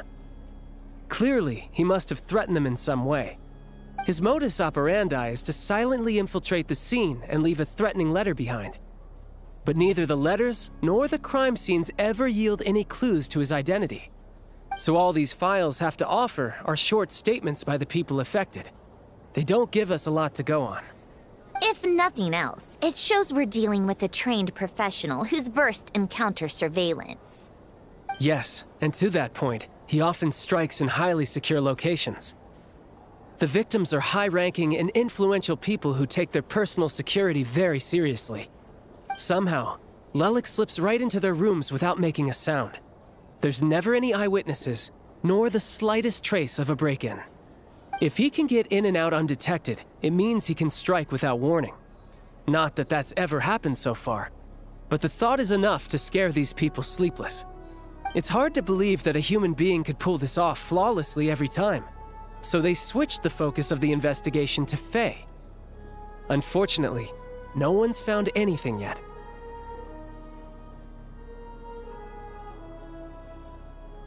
Careful, don't underestimate me.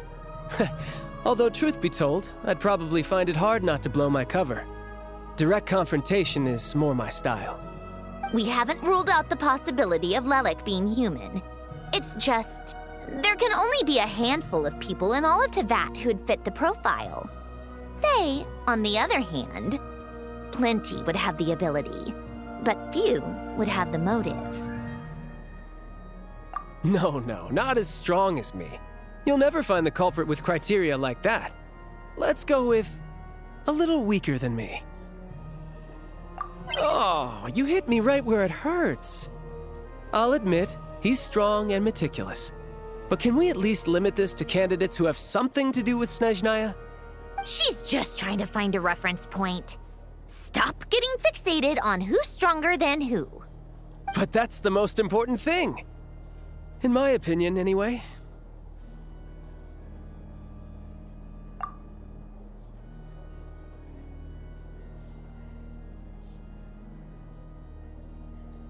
Odette? Yeah, that seems about right. Her skills are solid, and she's always calm under pressure. Except she's Fatui, so the likelihood of her working against us is pretty low. But yeah, much more accurate than your previous example, at least. No, wait a moment. Maybe we should interrogate that assumption. What do you mean? Which assumption? Her Fatui identity doesn't necessarily exonerate her. And when you think about it, the Rokot would be precisely what she needs to conceal her identity. Plus, she wouldn't need to be such a pro at covering her tracks. She'd already know where the Fatui will be and when, so she could choose the perfect time to act. Oh, yikes. I was just thinking out loud. Why is this starting to sound like such a convincing theory? Still, what reason could Odette possibly have for trying to call off Project Snezhnaya? Arlecchino would be the best person to ask. She knows Odette best. Unfortunately, she isn't back yet. Rosaline used to open up to her in private about her struggles with Odette. As I'm sure you can imagine, Arlecchino is quite a lot better with children than Rosaline was. She gave her some tips on how to handle the situation, and Rosaline managed to reach a settlement with Odette before leaving. So I suppose there were at least no lifelong regrets left behind. Beyond that, I don't know the details about that side of things. But I do know that Odette definitely has a motive to hold a grudge against Project Snezhnaya. The reason being, her father passed away during the early stages of the project. That was back before it had been named Project Snezhnaya, when things were still being worked out. But in essence, it's remained the same ever since. Huh, the more you know. Rosaline was always so self-centered. I never understood why she started paying so much attention to Odette. Is that such a surprise? If you cast your mind back, you may remember that Rosaline and I weren't exactly close. We had tea together a few times, but that was about it. Odette's past is no secret. Her father was a fatus and her mother was a very famous ballerina. On the surface, it looks like she followed right in her parents' footsteps. But the truth is quite a different story. After her father passed away on a mission, her mother was overcome with grief. She broke her leg during a performance and could never dance again. Odette was only interested in ballet at the time, but this tragedy left the family with both breadwinners gone. They could barely make ends meet. Per Capitano's policy, family members of Fatui who died in the line of duty had to be appropriately accommodated and provided with adequate assistance. So, regardless of how Rosaline may have felt about it, it fell to her to resolve the issue of Odette's family's livelihood.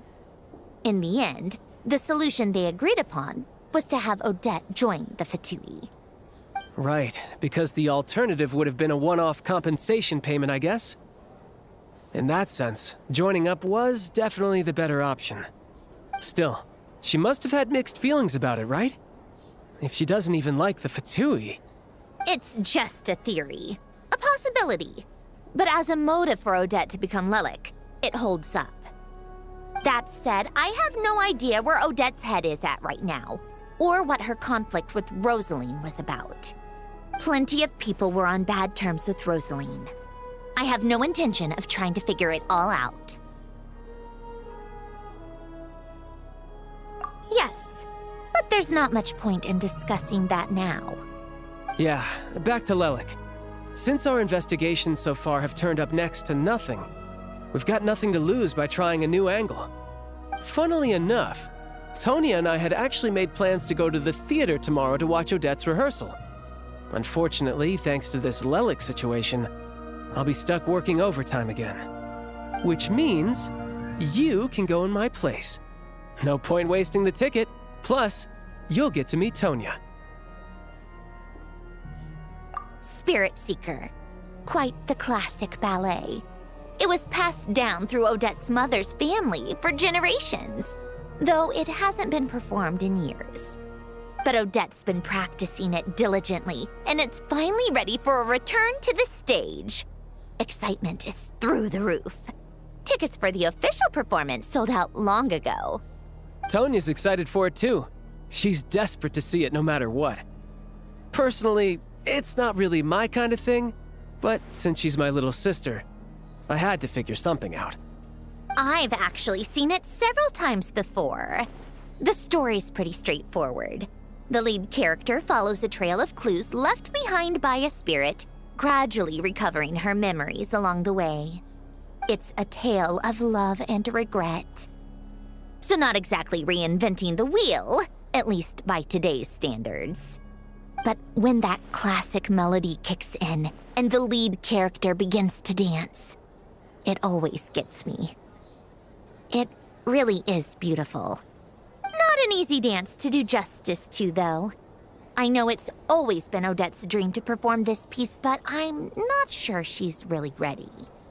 In that case, I think that even if she is Lelik, we should wait until her performance is over before we respond.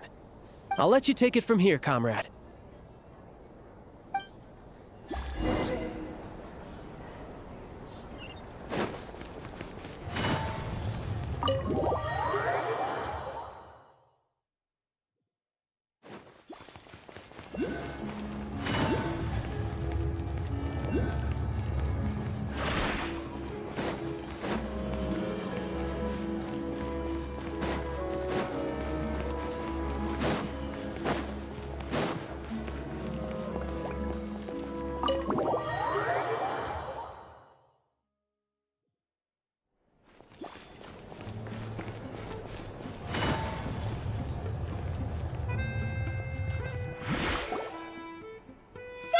A ton of progress today. It's good that everything's going so smoothly. Next step is to head back to the theater and get a clear answer from Odette. Either way, Paimon doesn't get the sense that she's a bad person. Sure, she might have done some pretty extreme things, but Paimon bet she has her reasons. Maybe this is going too far, but with everything she's managed to do so far, wouldn't it make more sense in theory to be even more, heavy-handed? Why leave a letter when she could, well, we know there are plenty of other ways to keep people in line, right? The point is, she could have gone further, but she didn't. So, if it is her, she's got some principles at least. Yeah! Well, all you can do is follow the facts wherever they lead. No change, really. But that thing Paimon told you about yesterday? Paimon feels like she can sense it more clearly now. Hearing you talk about your day makes Paimon itch for an adventure. If only she could be there with you so we could experience it all together. Yeah, I wish you could be there too. I'm not used to adventuring alone. But don't worry, we'll get to the bottom of this. Guess it's just one of those things. Never mind. Paimon will behave herself and keep resting.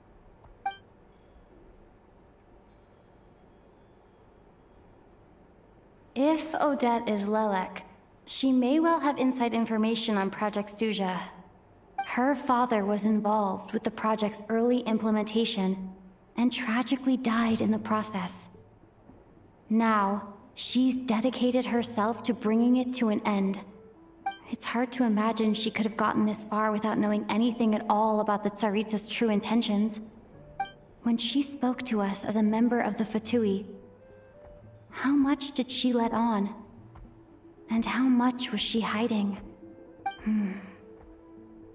Only time will tell. Maybe tomorrow everything will be answered. Hey look! It's snowing! Could be a tough day ahead. Make sure you wrap up warm tomorrow.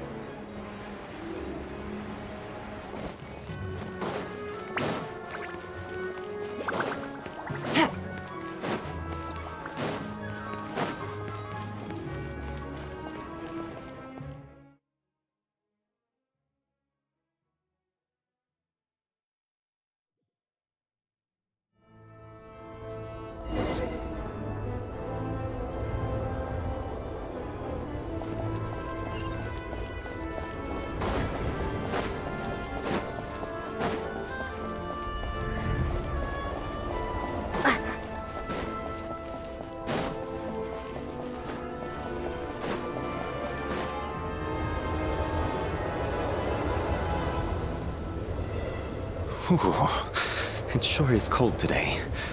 I wonder how much heavier the snow's gonna get. Here to see Odette? I just need to see your tickets for the preview. Perfect. Thank you. I'll hold on to your tickets. Come on in. It's freezing outside.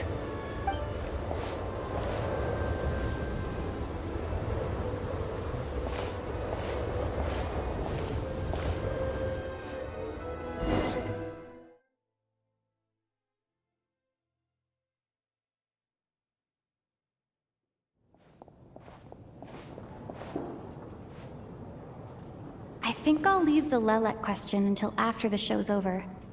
Then I'll go find Odette.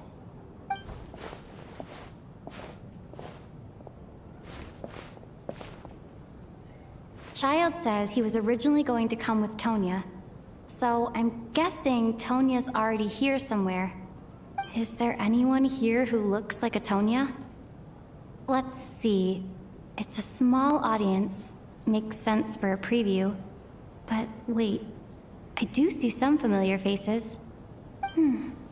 Mr. Chuganov's back again by the looks of it. Oh, and is that Mitya? And that Fatui officer, Valeri. Guess he must be playing cat and mouse with Mitya again. Oh no, it looks like the show's starting, and I still haven't found Tonya. Never mind. I'll just have to take a seat for now and see if I can catch her afterwards.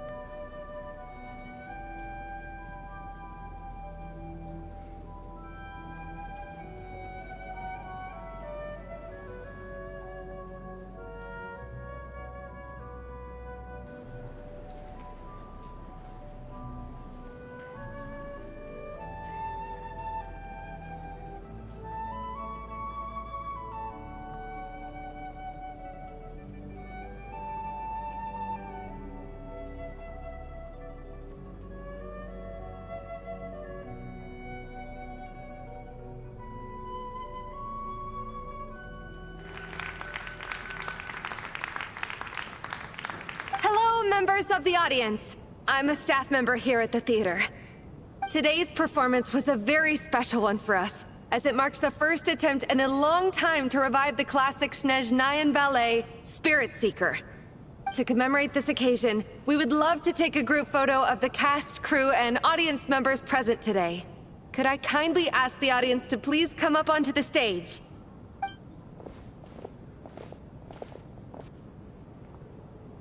All right, everyone, huddle in a little more.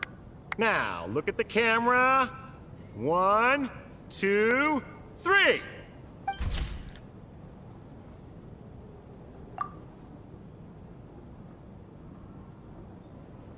Are you quite satisfied, Mr. Energy Scientist?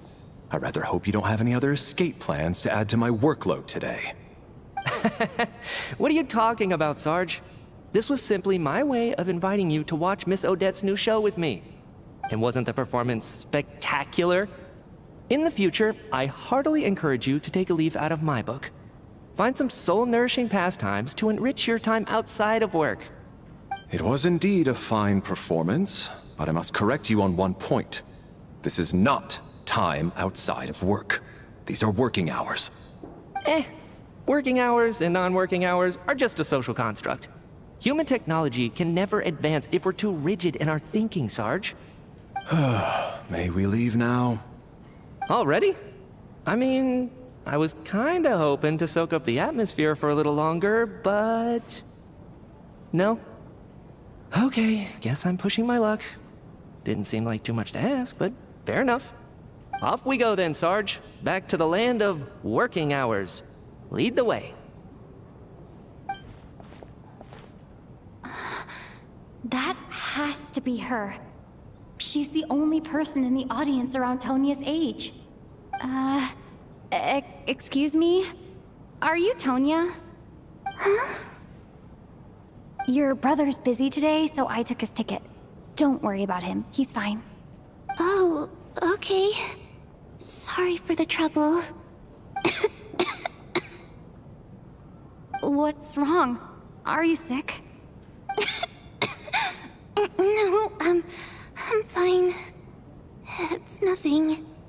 Maybe she caught a cold on the way here because of the weather?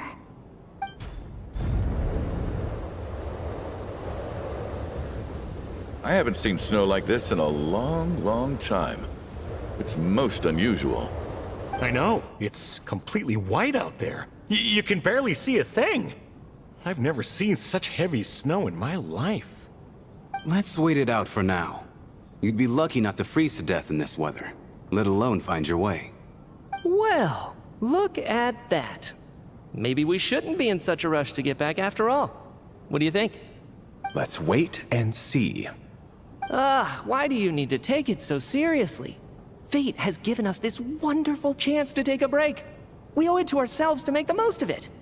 Come to think of it, there's a small inn not far from here that always keeps plenty of extra blankets on hand for guests. I know the route well. Shall I head over and borrow a few blankets? That way, anyone in a hurry can wrap up warm for the journey back. Just remember to return them next time you're over this way. Sir, there's really no need to go to all that trouble. Hey, it's no trouble at all. Wait here, I'll be right back. What a kind gentleman. Very good. My wife and daughter are waiting for me at home, so I shall be heading back as soon as I get my blanket. So... are you expecting us to go back to the Armory Palace wrapped in blankets too? Don't worry about that. I made arrangements in advance.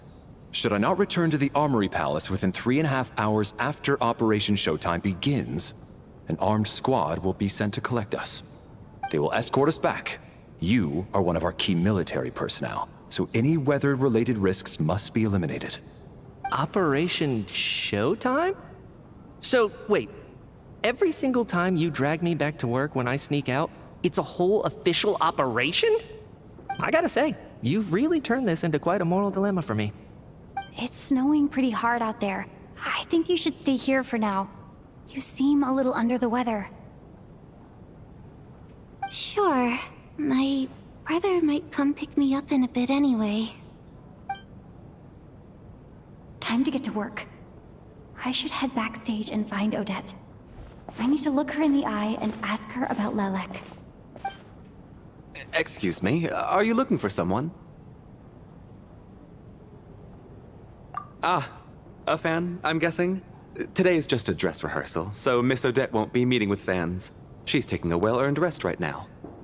Sorry, but that area is currently off limits to everyone except the cast and crew. Huh. Bad timing, I guess. Well, I might as well stick around. I doubt Odette will be leaving before the snow lets up in any case.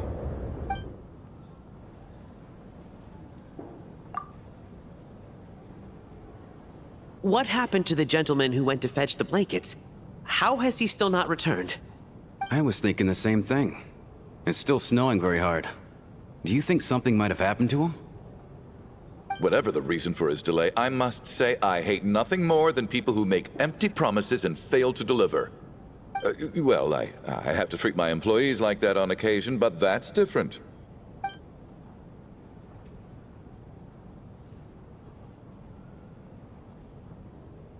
You seem anxious, Mr. Valeri.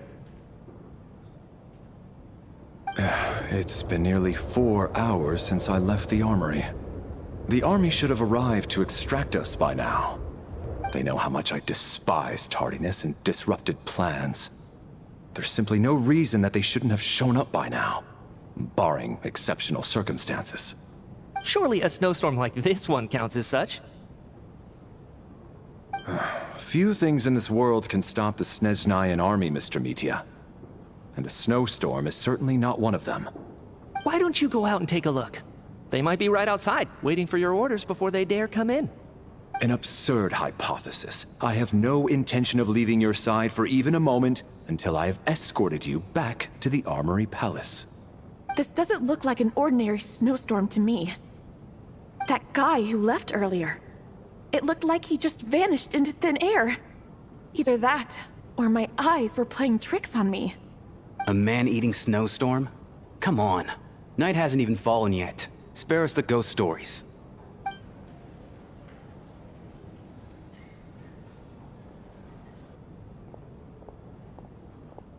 Traveler, didn't know you were coming today. How come you didn't say anything? Oh, right. I assumed you were looking for me and Vodyanitsa. Odette's still backstage. Whoa, that's quite a snowstorm out there. I've been working backstage this whole time, so I didn't even notice. No wonder the audience hasn't left yet. Huh. Is weather like this rare even in Snezhnaya? Yeah, snow like this. I'm sure I've seen it out in the wild before, but never in the city. Actually, I take that back. I don't think I've seen snow this bad even in the wild. This is something else. It's not normal. If even Alosha thinks snow like this isn't normal, could it have anything to do with that monster people have been talking about? We can't stay cooped up here forever. Someone needs to go out and take a look. No need. I have plenty of experience with snowstorms. Besides, I work here while you're an audience member. I should be the one to do it.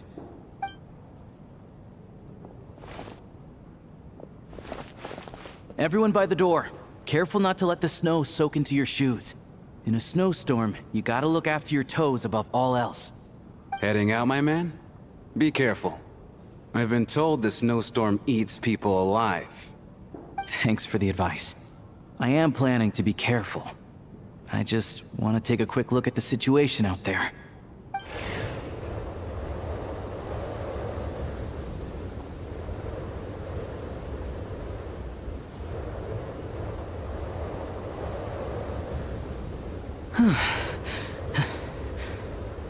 He's back! He's back! How was it? What's going on out there? Did you see any soldiers patrolling the area? Something about this storm isn't right.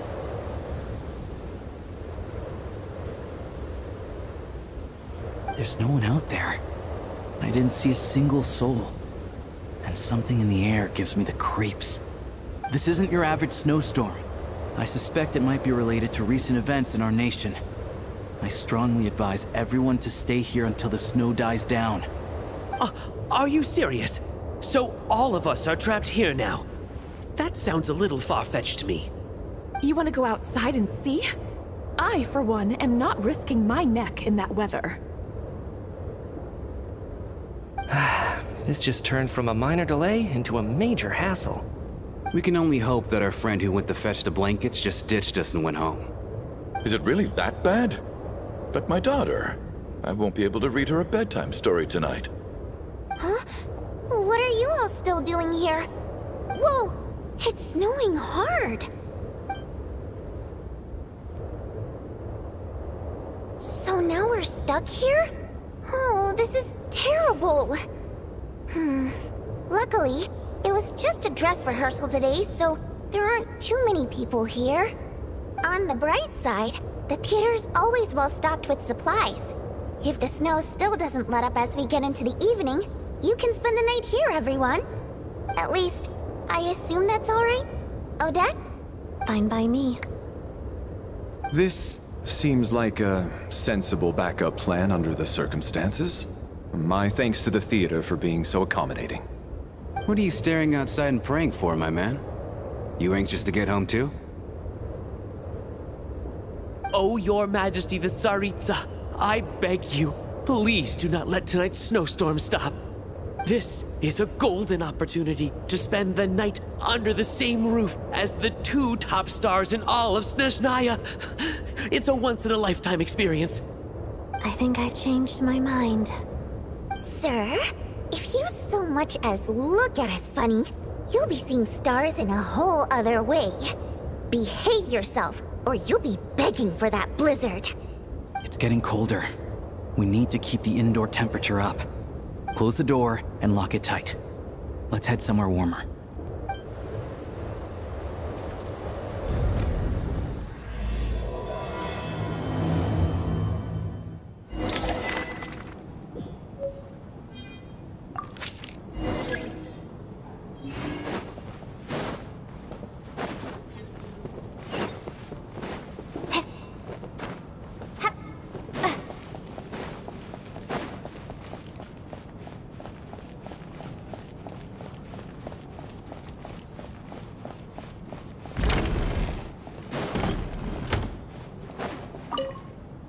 And then there's the aristocrats.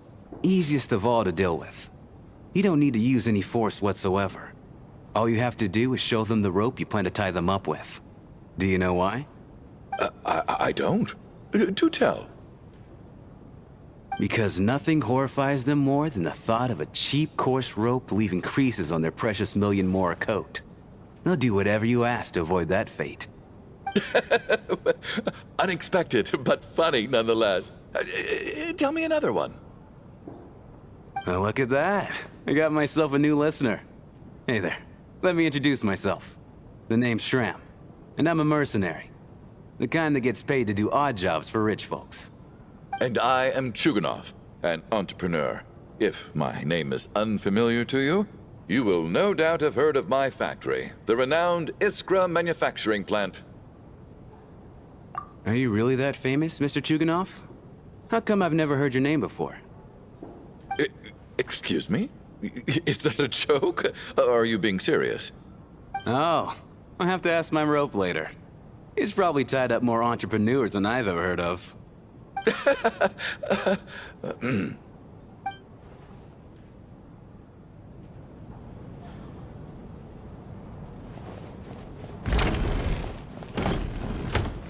My husband has major trust issues. To him, I doubt even this snowstorm is a good enough excuse for me to stay out all night. That's the price of marrying into wealth. You'll get used to it. I'm not about to stop you if you want to leave, but don't drag me along. Hello? Can I help you?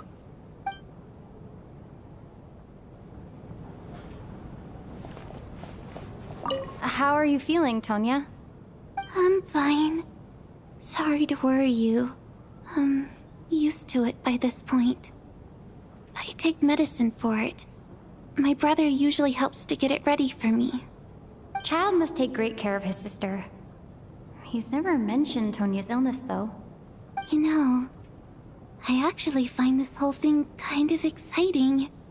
Stuck in a strange place thanks to a snowstorm. Having to spend the night with a bunch of interesting characters. It's pretty cool, don't you think? Exactly. It's like one of those stories where an ordinary school trip turns into a magical adventure. I've always wanted something like that to happen in real life.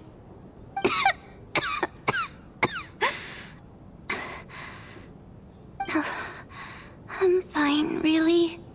Just got a little overexcited. Look after yourself. Otherwise, your brother will come after me.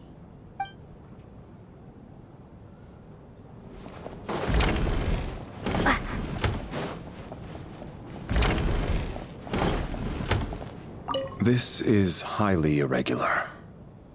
A delay of over an hour during an operation like this theoretically warrants a Harbinger-level response.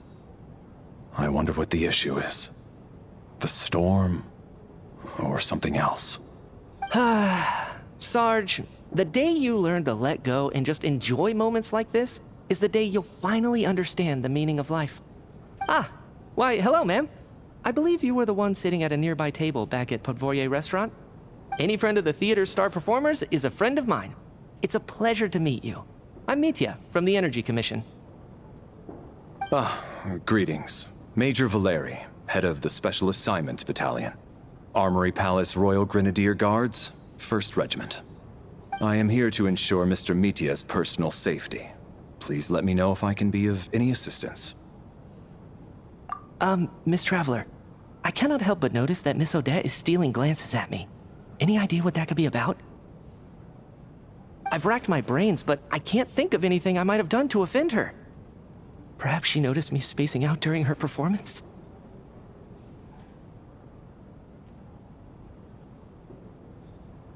So, Mr. Mitya, is your work related to Project Suja?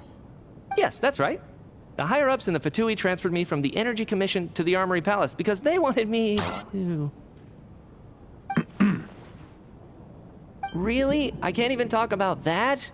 Pretty sure it counts as part of my private life. All right, I won't say anything. Sorry, Traveler. As you can see, I'm afraid this pleasant chat will have to end here.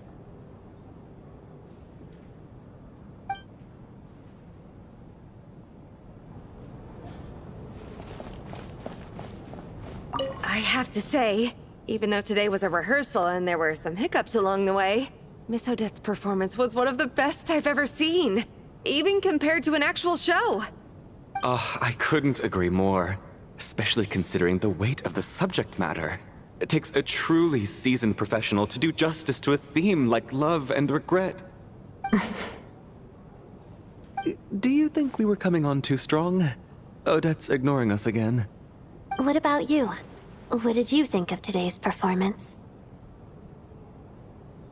Really? That means it wasn't captivating enough to draw you in. I'll work harder to win you over next time. I'll make sure to save a ticket for you when the show's performance ready. This doesn't seem like the time or place to bring up the subject of Lelek. I need a chance to speak with her in private. So unfair. Talk about double standards. And now it looks like I've been spotted.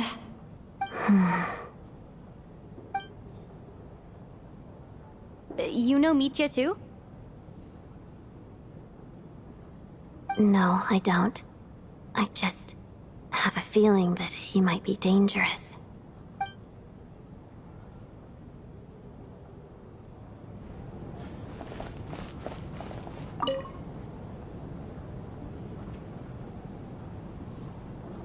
I don't think it's ever been this lively backstage before. I didn't know you were coming today. Hey, have you seen Chuganov? I heard he was coming today. Have you spoken to him at all? I'm with you. This could be just the chance we need. Yeah, I gotta figure out a way to coax some more intel out of him.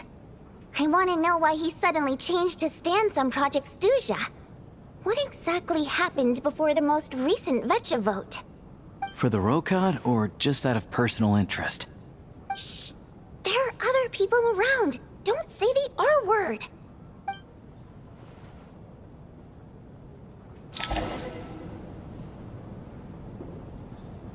How's it looking, Alosha? No change from this afternoon. Heavy snow with no sign of slowing down. May I have your attention, please? The storm is unlikely to stop tonight, and it'll be even more dangerous outside at night than it was during the day. We at the theater owe everyone here a duty of care. Therefore, we strongly suggest that you stay on site overnight and avoid going outside unless absolutely necessary. In a few short moments, we'll give you a tour of the theater's various quarters. You can choose to sleep in the VIP room, the office, or backstage. Or on the stage if you'd prefer. We won't mind. I'll pass on sleeping on the stage. What if the snow is stopped by tomorrow morning? The early birds in the audience might think we're part of some experimental new show. A drama about sleeping? That could be fun. Maybe we could come up with a title for the production.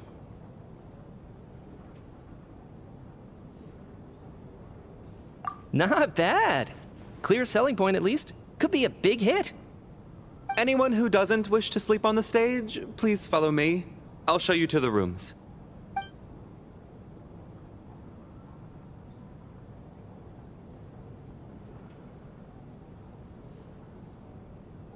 I guess I'll call it a night.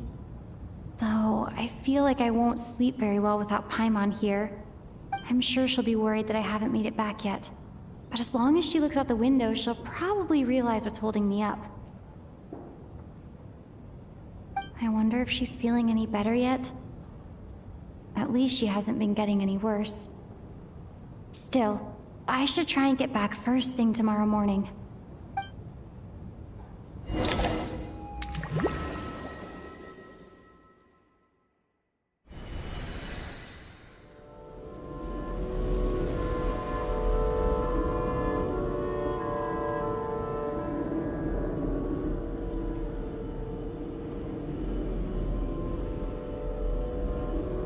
Ah, finally. Welcome back to the world of the living, lazy bones. I was about to wake you. The black mist is almost on us.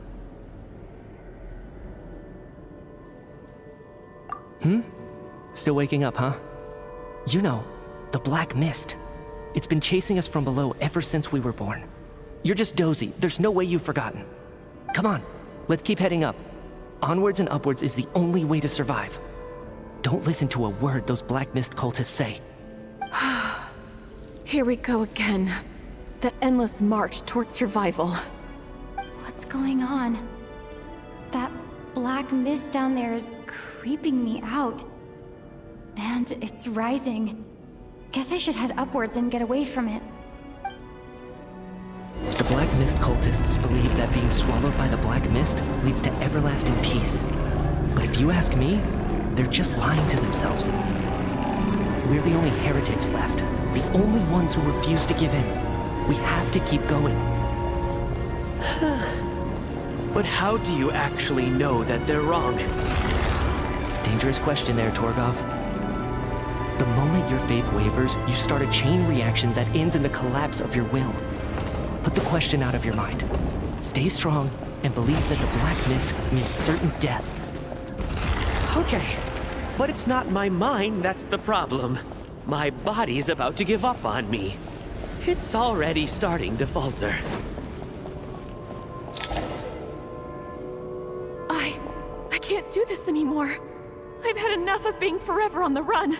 What's the point of it all? All this will pass eventually, I promise. Keep fighting. It will be worth it. You accuse the Black Mist cultists of being liars. But you're lying too. There is no end to this path. It keeps going up forever. There was never any hope to begin with. The cult of the Black Mist has poisoned your mind, Sobolova. Are you thinking of giving up as well? I am. I think I'll take my chances with the Black Mist over this perpetual torture. As much as I detest the Black Mist cultists, I'm just too weary. Then I bid you both farewell. let me put my personal opinions aside for a moment and say, I hope that you both find peace within the Black Mist.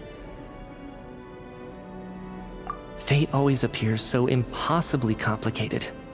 But at moments like this, its raw simplicity is laid bare. Their fate was sealed from the instant they entertained doubt. From then on, the outcome was both inevitable and irreversible. Let's go.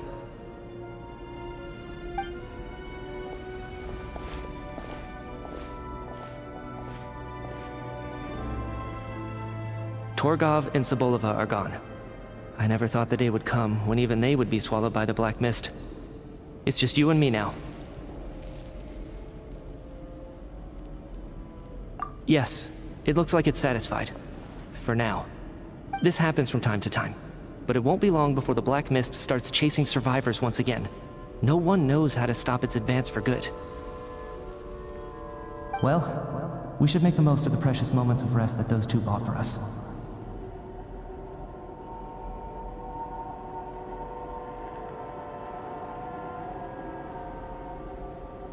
Huh? Are you really that sleepy, traveler?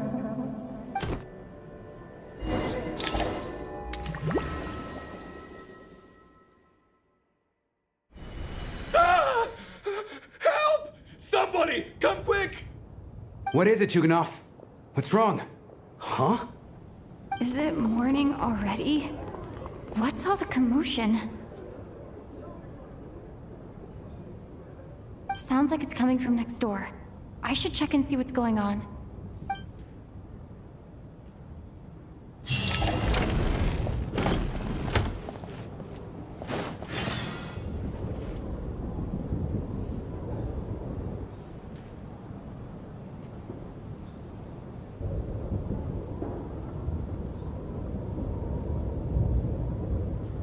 Don't look, Miss Tonya.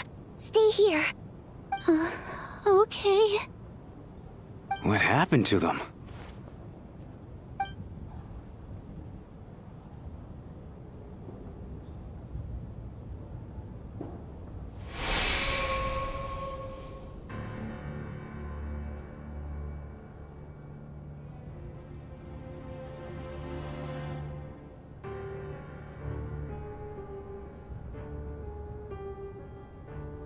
These two people have passed away.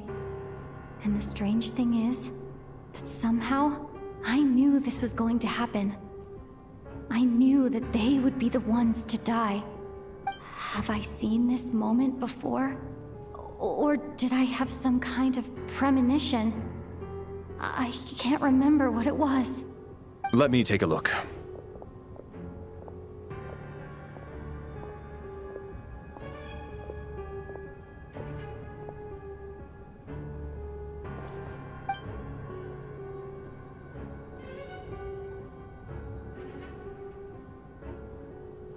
No vital signs in either of them.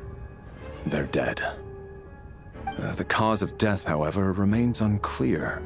No wounds on the bodies, no signs of a struggle, and no skin discoloration caused by the buildup of toxins. But just last night, they were chatting and joking away. This is so sudden. Could they have had pre-existing medical conditions?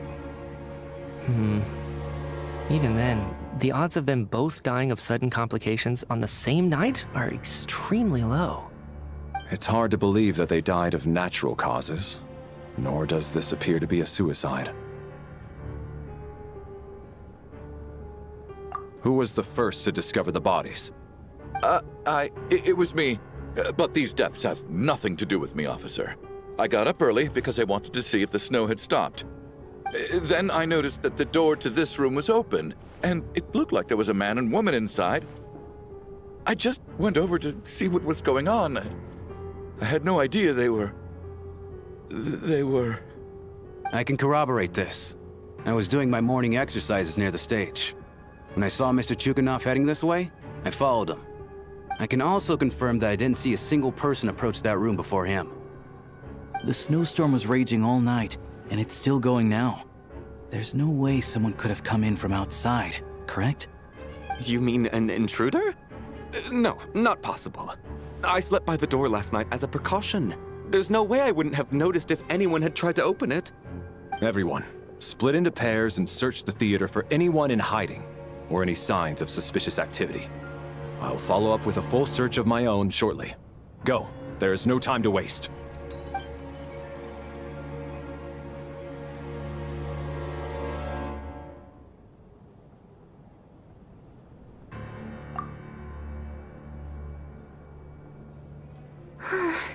Nothing on your end either? Backstage is clear. No signs of suspicious activity. We checked the basement. Also clear. I don't think there's anywhere here that a living person could hide. Are we certain that the theater doesn't have a back door? Or any tunnel or passageway wide enough for a person to fit through? No, there's nothing like that.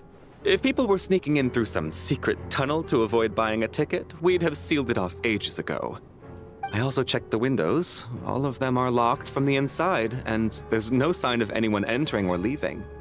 It sounds like we can safely rule out the intruder theory. If anyone came in during the night in this weather, there'd be no way for them to avoid leaving footprints or water stains. This can only mean one thing. It's like one of those murder mysteries you see in novels and plays, isn't it? The ones where the killer is one of us. We can't quite jump to that conclusion just yet. Could he be right? It's hard to imagine something like that happening in real life. Set in a theater during a snowstorm, a murder takes place and the killer is among us. It's such a classic trope that it seems unbelievable. Looking at who the killer targeted, and the clean entry and exit, it all adds up. I know what this is. It's obvious now that I think about it. What is? What have you figured out? Both victims were wealthy, well-known local merchants. And the door was deliberately left open so I would discover the bodies and witness the crime scene first thing in the morning. Such ruthless methods. This was your doing, wasn't it, Lelik? Lelik? You mean Lelik is among us? And he's the killer? Lelik. I know this code name. Member of the Rokot, anti-Project Snezhnaya. Always works alone. I've read the case files at the Armory Palace. Walk me through your reasoning, Mr. Chuganov. What do you know about Lelik?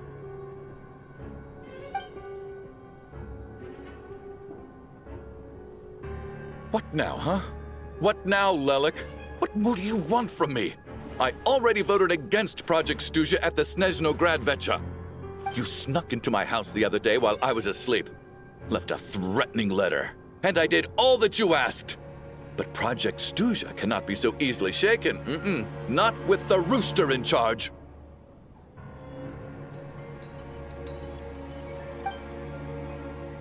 So he really was threatened by Lelik.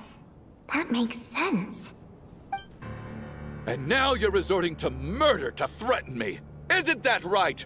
I knew it. The Rokot despises the rich. The lives of the wealthy are but refuse in your eyes. Show yourself! Which one of you is Lelik, Tell me! I'll do whatever you want! Just stop playing these mind games!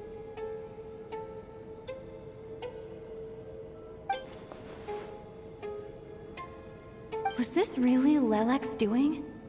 Would Odette really do something like this? If Odette really is Lelik, this seems out of character. But then again, how well do I really know her? I'm probably the only one here with a compelling theory about Lelek's true identity. But if I reveal it now, I'll be putting Odette in the line of fire. What should I do? I don't think it's likely that Lelik killed anyone. At least from the stories I've heard, he's never killed anyone before. And his name has never come up in connection with any murder cases. Besides, even if Lelik did want to threaten you, why resort to such an extreme and roundabout method? It's not his style at all. Vodianitsa doesn't know that Lelik might be Odette, but her assessment is pretty much identical to mine. Miss Vodianitsa, why do you suddenly feel the need to speak in Lelik's defense? Defense? Oh, no, it's just... I'm worried that we're jumping to conclusions here, so I wanted to share my point of view. Also, I don't think the Rokot is as bad as you're making it out to be.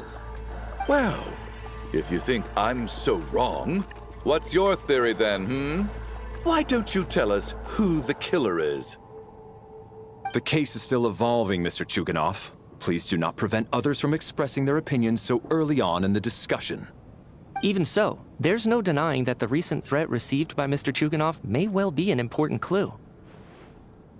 So there's still a good chance that Lelek is right here among us.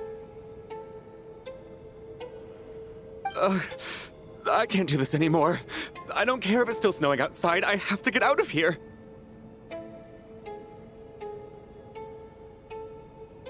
Whoa, take a beat. We all know it's far too dangerous out there.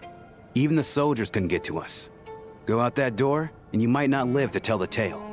And whoever this Lelek is, they're surely not going to murder anyone in broad daylight. Be sensible, my man. You're safer inside. As much as I regret having to say this, I'd like everyone to cooperate and refrain from exiting the premises until further notice. Because as things stand, every one of us is now a suspect. Unless anyone has further information to share, let's adjourn for now. Feel free to keep searching for clues, but make sure you don't go off alone.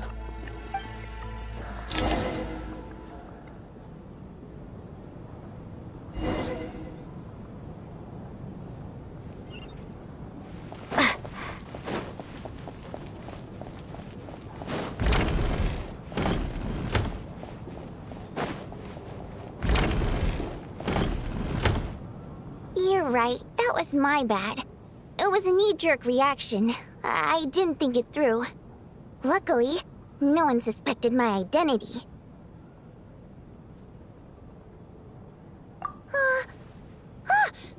Oh, phew. It's just you. I thought someone was eavesdropping. Since Vodyanitsa and I were on the same page earlier, I think I should share my thoughts with the Rokot members first.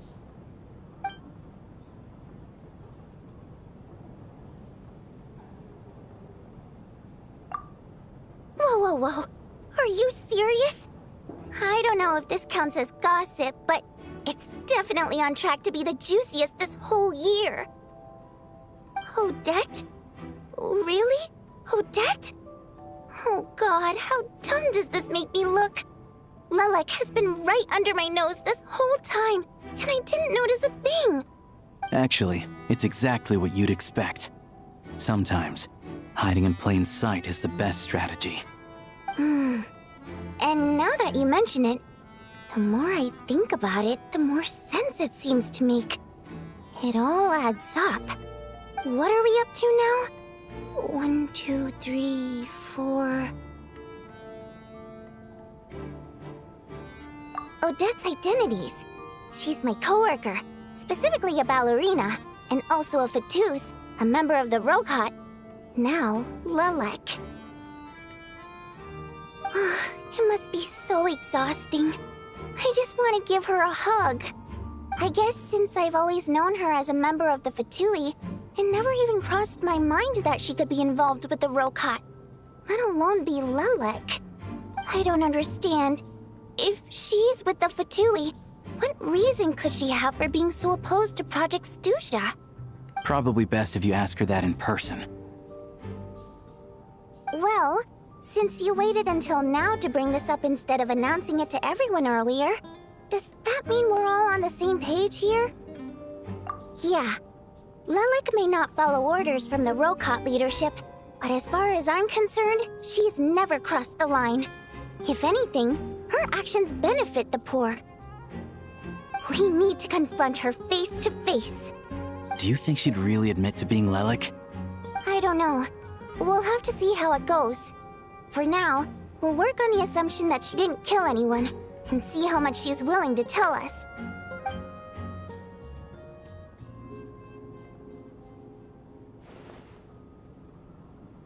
Now's her chance. Odette's alone. Let's go. Hey, Odette. What is it, you guys? Shh. Keep your voice down. We need to talk. So, you're Lilac, aren't you? Alright, fine. You don't have to say anything or explain yourself, just hear me out first. None of us believes you'd kill innocent people. Whoever murdered those 2 people last night, it wasn't you. Traveler was the first to figure out your identity, but she kept quiet during the discussion just now. Still, it's clear where the group consensus is heading. Everyone believes Lilac is the culprit. If your identity is exposed, you'll be in a really bad spot. We're your colleagues, and we know what kind of person you are. I don't want anything bad to happen to you. So, can you clue us in? Tell us everything. The more we know, the more easily we'll be able to cover for you. Alright. Yes, I'm Lilac. And no, I'm not the murderer. And thanks, but I don't need you to cover for me. Actually, I'm planning to reveal my identity. Huh? You're gonna reveal that you're Lilac? Here? That's right. I'll admit I was surprised at first when Shuganov guessed that I was here. It was just a lucky guess, but it caught me off guard. But after taking some time to assess the situation and confirm where everyone stands, I don't believe I have anything to worry about. Are you sure you don't need a second opinion? Given the circumstances... Mr. Valeri! What?!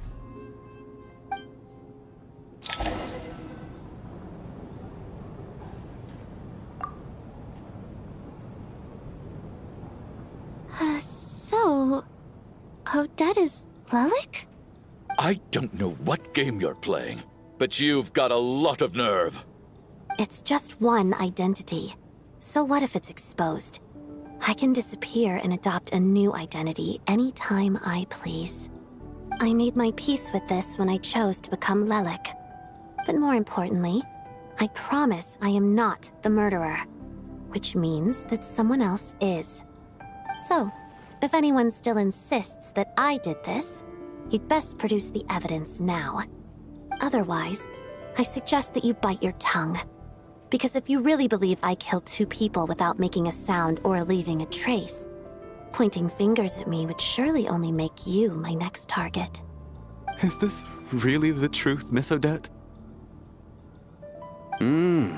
That's confidence, all right. I believe you.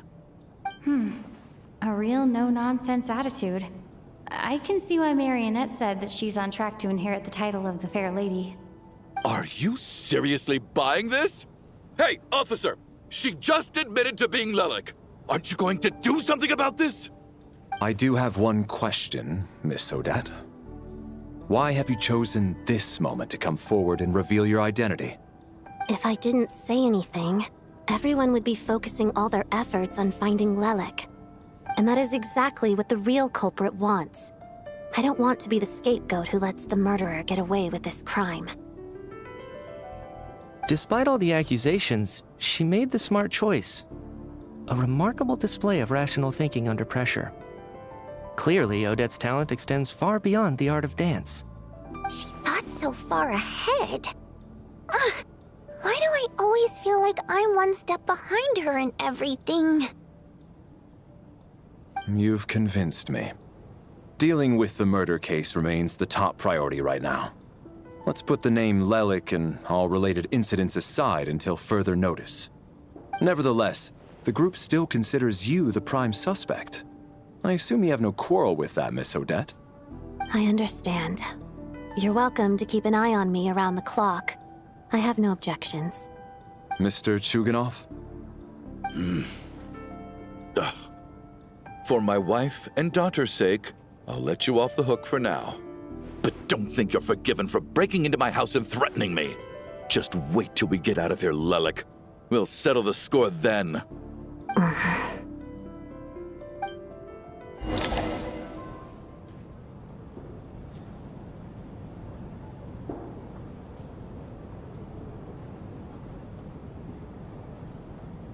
Good Good work, Lelek guard team.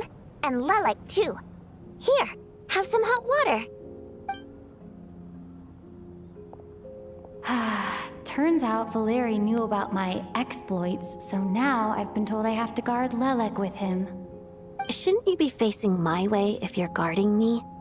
At the moment, it looks more like you're my bodyguards. If the true culprit is indeed still at large, as you have claimed, we must keep our guard up against them also. Don't worry, Tonya. We'll get through this. Once the snow stops, the officials will step in. The investigation will get easier, and then we'll be safe. But once the snow stops, won't everyone just leave? Huh? You're gonna miss us, huh? Well, some of us work at the theaters, so we'll still be here.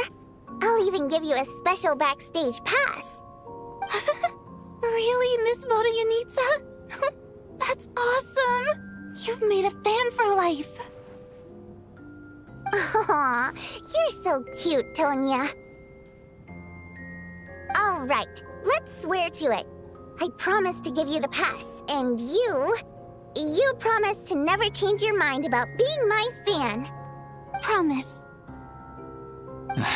Don't indulge her, Tonya. You don't have to swear an oath over things like that. You really do get carried away sometimes, don't you, Miss Vodyanitsa? Hey! Mind your own business!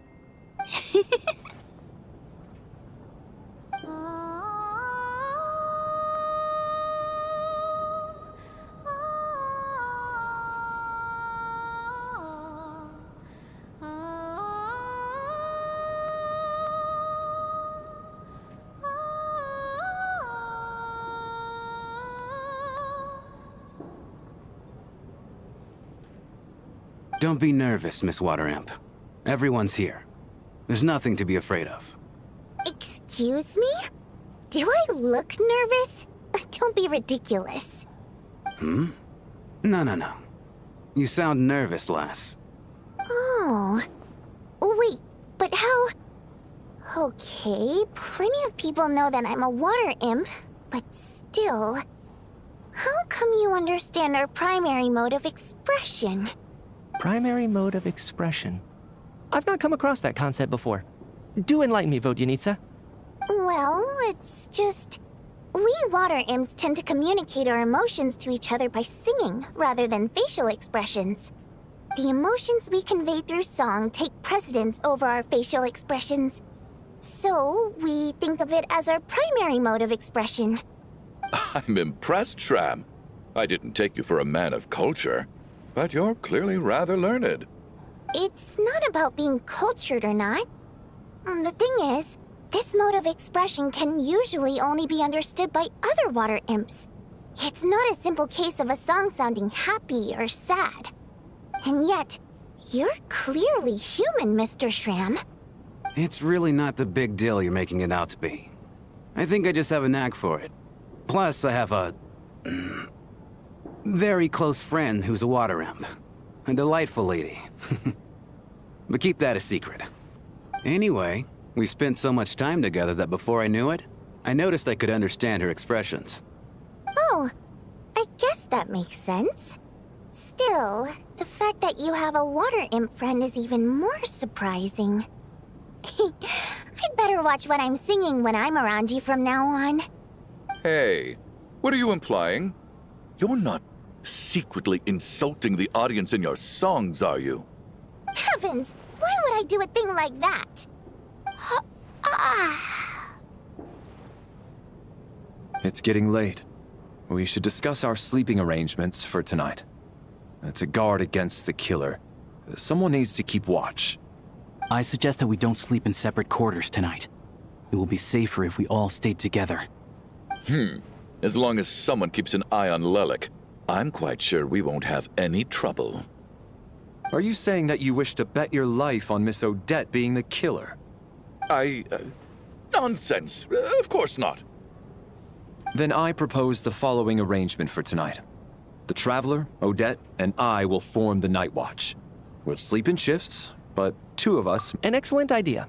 This allows us to handle the Night Watch while also keeping an eye on Lelek. Meanwhile, the rule of taking shifts in pairs resolves the other issue. Namely that we can't necessarily trust the Traveler or Valeri either. I expect that plan took you quite some time to come up with, didn't it? Actually, our field combat manual outlines a similar approach. Although the scenario there involves guarding prisoners overnight during field operations. That being said, I must clarify that I harbor no disrespect towards you personally, Miss Odette. In fact, Lelik's numerous covert operations make fine textbook examples for military agents. I care less about respect and more about the fact that you just robbed me of 2/3 of my sleep tonight. I'm calling dibs on being the first to rest. Good night.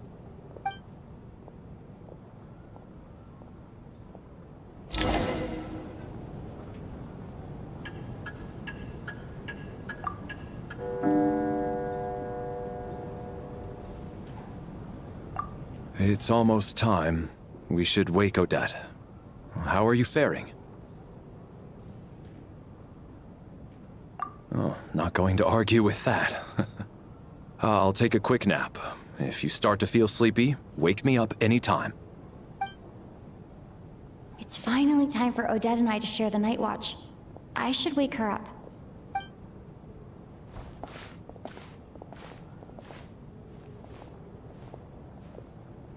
I came here to get information from her in the first place. Maybe I should think about what questions I want to ask before she wakes up. How long are you gonna keep staring at me? Couldn't sleep. My mind's been running haywire. Plus, there's something I've been meaning to talk to you about. I had a hunch that you wanted a conversation, too. Let's take this chance to clear the air, shall we?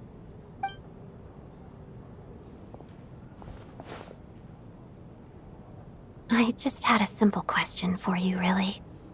It's, Rosaline. In her final moments, did she have any last words or anything? I see. Well, that was all. I have no other questions. No. She was utterly ruthless in pursuing her goals. That kind of person should be hard to miss. And yet, even though I never approved of her methods, and she was an abrasive person, the fact remains that I am indebted to her. Oh, she told you. I guess that makes sense. I think she and Rosaline were on pretty good terms. Yes. Rosaline wasn't the kind to gossip about this sort of thing. Not that it's any huge secret to me, though. When I was a child, I had to join the Fatui for the sake of my mother and me. I trained under Rosaline. It was extremely grueling, and it didn't exactly come naturally to me. All I could do was try to ignore the biting cold and practice. I was a newcomer who'd managed to make a good first impression on a harbinger. There was pressure to live up to her expectations, to be worthy of the fair lady's reputation. Every day was a struggle against the cold, pain, and fatigue. And most nights, I struggled to fall asleep. After enduring all that, I've become almost immune to the sensation of pain. I suppose that was the cost of survival. Surely, any child who had to experience that would grow to hate her lot in life, don't you think? So, I put an equal amount of effort into my ballet. Because in my young mind, that was the only way to defy my fate. It was my way of telling her, the Fatui's demands and your expectations of me are not what I wish for. One day, I will leave. I think she probably blamed my poor performance in training on my passion for ballet. She knew my heart wasn't in it. One time, when I was secretly practicing a dance at night, she suddenly showed up. I knew she was there to catch me red-handed. I told her, You don't deserve to watch the dance I learned from my mother. She looked stunned. I guess she was surprised that I lashed out first, before she had the chance. But strangely enough, on that occasion, she wasn't fierce with me like she was during training. Instead, she fell silent for a moment, and then left. After that, she never interfered with my dancing or asked me how it was going. She never came to watch me dance again either. Not even once. She was. But even now, whenever I take out this core Ignis, I can't help but think of that night. Of the look on her face. Sort of. Although gift might be too kind a term. This is her flame sealed within ice. A symbol of her favor, yes, but also her way of keeping an eye on people. She knew the location of every piece of core Ignis. If any recipient started acting suspiciously, she'd be on to them immediately. Trust her to make even a mark of approval feel suffocating. So, when news of Rosaline's death reached Snezhnaya, many people immediately crushed their core Ignis. It gave them a profound sense of relief, like they'd broken free from her shackles. But I kept mine. With my sensitivity to pain being as dull as it is, the warmth from this core Ignis is one of the few things I can still feel clearly. I still wonder, did she really come to stop me that night? I wasn't sure, but I was scared, so I said some really awful things. I guess she didn't leave anything behind. Not that I expected her to. It's fine. It's just a bit of a shame that we couldn't settle our differences before the end. She did. Are you sure she was talking about this event? No, she didn't. I didn't even find out that she'd gone to Mondstadt until a while after she'd left. Wait, in that case... Okay, I will. Thanks for letting me know. There's something I'm trying to figure out. I'm beginning to suspect that Paimon's mystery illness is being caused by the energy research behind Project Stuja. Paimon's very important to me, so I have to get to the bottom of this. I figured that since you're Lelek, you might know something about all this. The ultimate goal of this energy experiment is to create a weapon for the final battle. The weapon's construction was completed in Nodkrai. Now, all that remains is to arm it with a sufficiently powerful energy.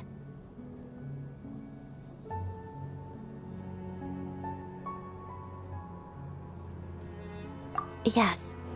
The weapon's development and all the related experiments are overseen by Lord Piero, the Jester, and the lab is located deep within the Armory Palace. I'm not sure why this experiment would be making Paimon feel unwell, though. The best way to get to the bottom of it would be to go there in person. Once we get out of here, I'll help you apply for an entry permit. And I'm hardly the organization's proudest member, as you know. You answered my question about Rosaline. I want to do you a favor in return. It's that simple.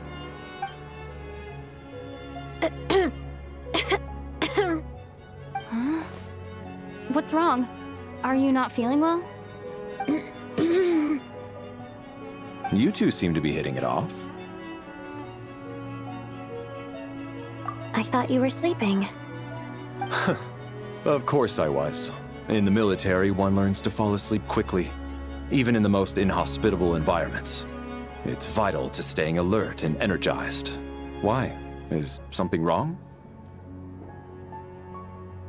Even if he was awake, he can't have overheard us, right? Well, thank you both for keeping watch. Traveler, I'll take over for now. It's your turn to get some sleep. Sure.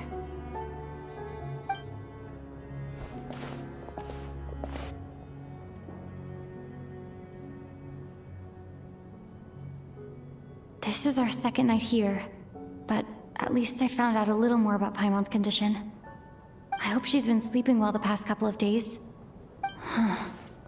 Why do I feel like I'm being watched?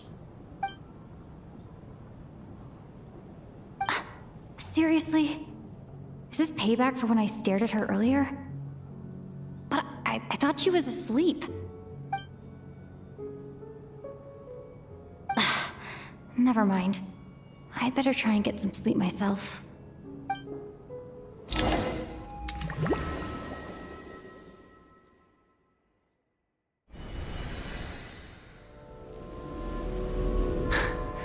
Hey, what are you spacing out for?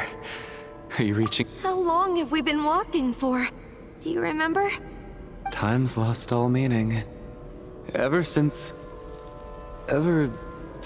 we noticed that thing above our heads. What was it called again? A star key? Or key star? Anyway, the person who named it was swallowed by the black mist. Whatever it's called, ever since we noticed it, we've been walking up and up, hoping that as long as we reach it, we can find a way out of this place. But it seems like no matter how far we walk, we never get any closer. Well, we've come this far. You never know. Maybe we're almost there? Come on, enough moping. Let's go. The black mist is catching up.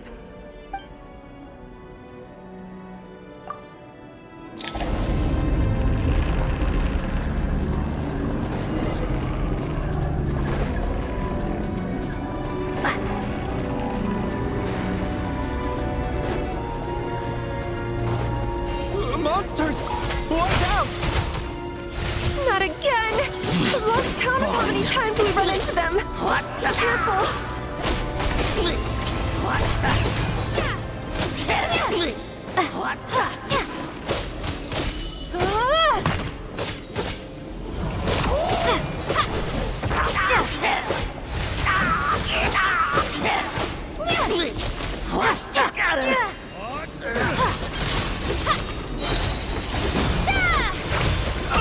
Shut up!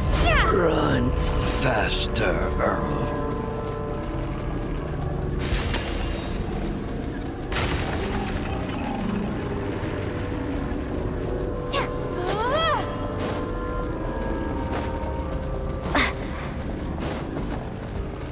All right, here comes the Wanna fight? Let's go!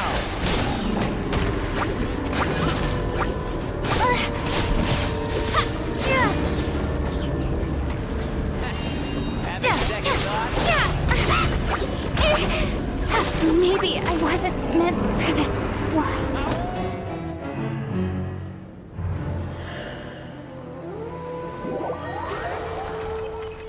Leave ya! And Kate! Backup is here!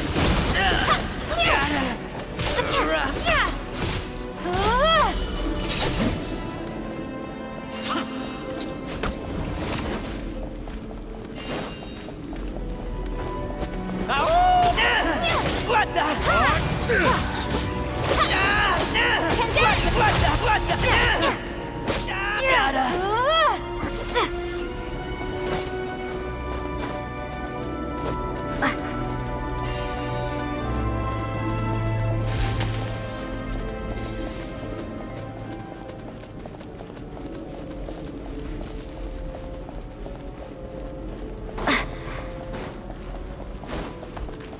Monsters ahead of us? The black mist behind us?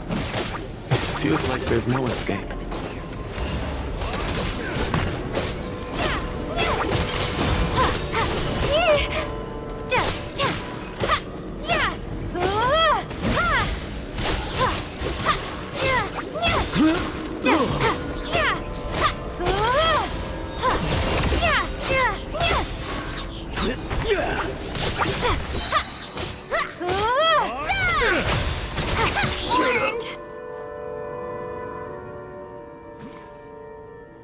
Are you hurt, Coolish?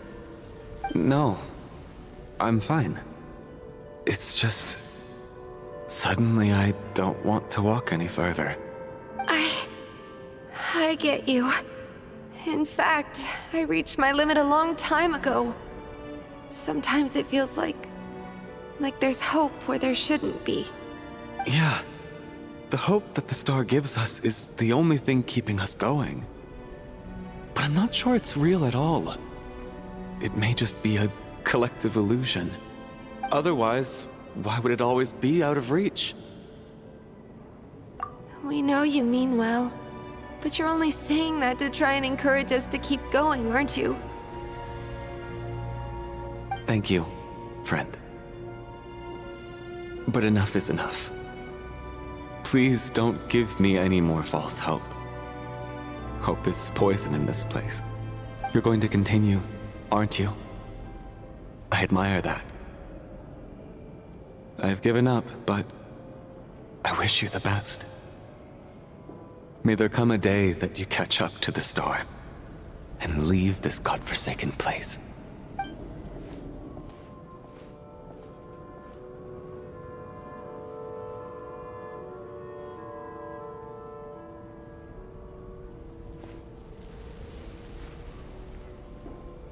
It's not an illusion. We really are getting closer to the star.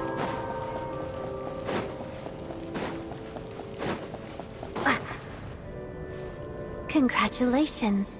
You're the first person to make it here. I'm the star's envoy. The black mist has stopped rising.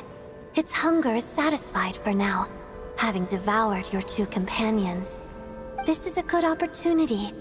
I'll let you get some rest before we continue. What do you mean, leave? This star represents the starting point. It's the waypoint for the beginning. Congratulations on reaching the starting point. Once you are ready, we will head out and walk upwards. I will be right by your side the whole way.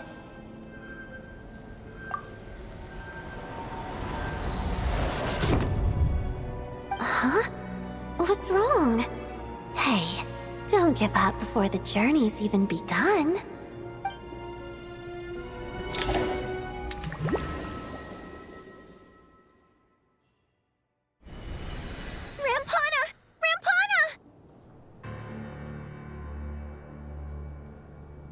Is that Vodyanitsa's voice? What happened? Coolish, wake up! Please wake up!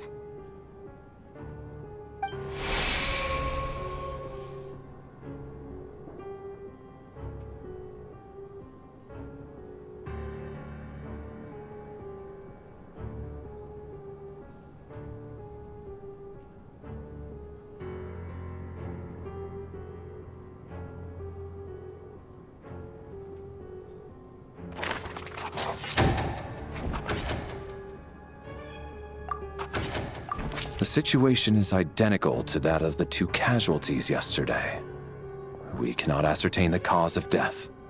At least there are some elements that we can rule out this time. They slept on the stage with everyone else. So I suppose the surrounding environment can't be a relevant variable. Rampana. Coolish. Weren't some of us keeping watch last night? 3 of us, in fact. How could you not notice something was wrong? I'm as confused as you are. Certainly nothing unusual happened on my watch.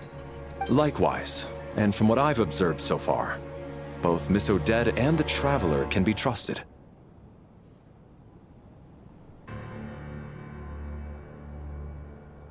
To be honest, I didn't get a wink of sleep last night. I couldn't help but think I was the target, so I just laid there with my eyes closed. I heard the Traveler and Lelik chatting, but otherwise I don't recall hearing any commotion during the night. Me too. I didn't want to wake everyone up, so I was concentrating hard, trying not to cough. I hardly slept at all. If anything had happened, I'm sure I would have noticed. Then, what could possibly be causing this? Once was bad enough. I can't believe it happened again. I worked closely with Rampana and Coolish for so long. I never imagined that one day they'd... And on this stage of all places... Vodyanitsa. 4 victims in just 2 days, and we still don't have a single lead. I need to get to the bottom of this as soon as possible. And above all, keep Tonya safe. I'd never be able to look Child in the eye again otherwise. Still snowing? Yes, I just checked. Still no sign of anyone outside either. So we only have ourselves to rely on.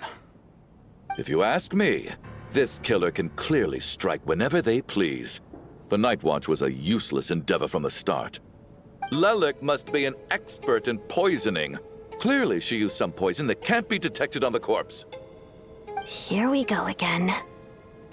Listen, I was already thinking to myself last night, was Lelik's reason for revealing her identity the real story? Well, now I have my answer. It most certainly was not. She's been playing us for fools. You get off on this, don't you? Revealing your identity, only to carry on with your killing spree? That's a hideous thought. One that only a hideous mind like yours could dream up. How dare you? That's enough! Yesterday, you named Lelik as a suspect because the victims were both wealthy merchants. Lelik might have had a motive then, but today's victims were just ordinary people. Not to mention that they were colleagues of Odette and mine. What reason would she have to murder them? Let me guess. Just to scare you? Who knows? Maybe you don't know her as well as you think. I implore you all to ask yourselves, how many people are there really in this world that have what it takes to kill another person? Not many, I'd wager. Lelik is well known to be a ruthless operator, and now she has revealed her identity. How could it be any more obvious? Everything you've said so far is still just conjecture, which doesn't constitute a concrete lead. You need to back up your claims with some evidence. How can you defend her, officer? What did she say to you while you were on Night Watch? Maybe I shouldn't be so surprised. You military types are always colluding with criminals to target the rich.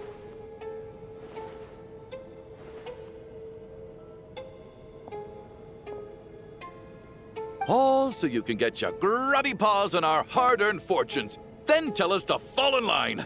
The Fatui, the Druzhna, and the Rokot. Thugs, the lot of you!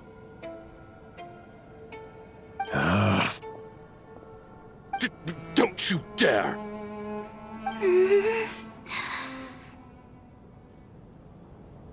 Sir, but... You were the one who told us not to stop other people from expressing their opinions yesterday. 4 people have already died. Only yesterday I was chatting with Mr. Coolish. Then we woke up in the morning and he's... Turning against one another is the last thing we should be doing right now. Little girl. Even if Mr. Chuganov is a puffed-up, pig-headed windbag who doesn't have a clue what he's talking about, he's still one of the victims here, isn't he?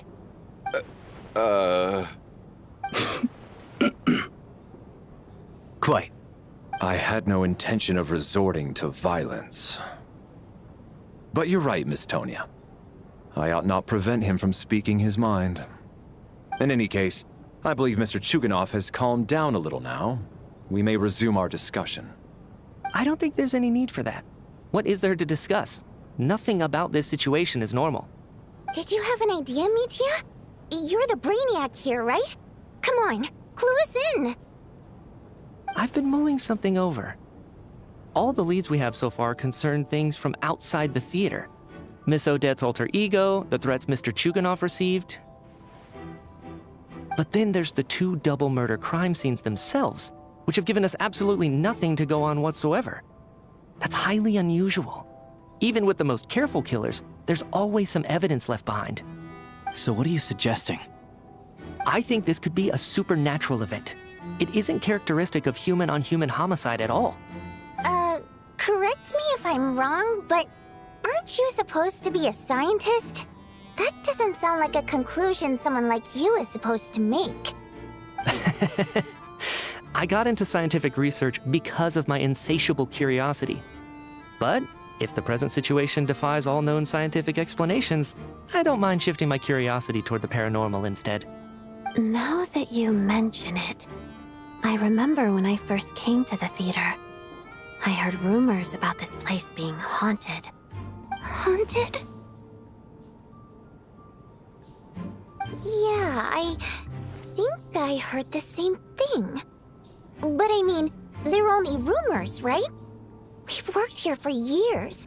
Surely we would have noticed any spooky goings-on by now. Well, this has taken an unexpected turn. A haunted theater?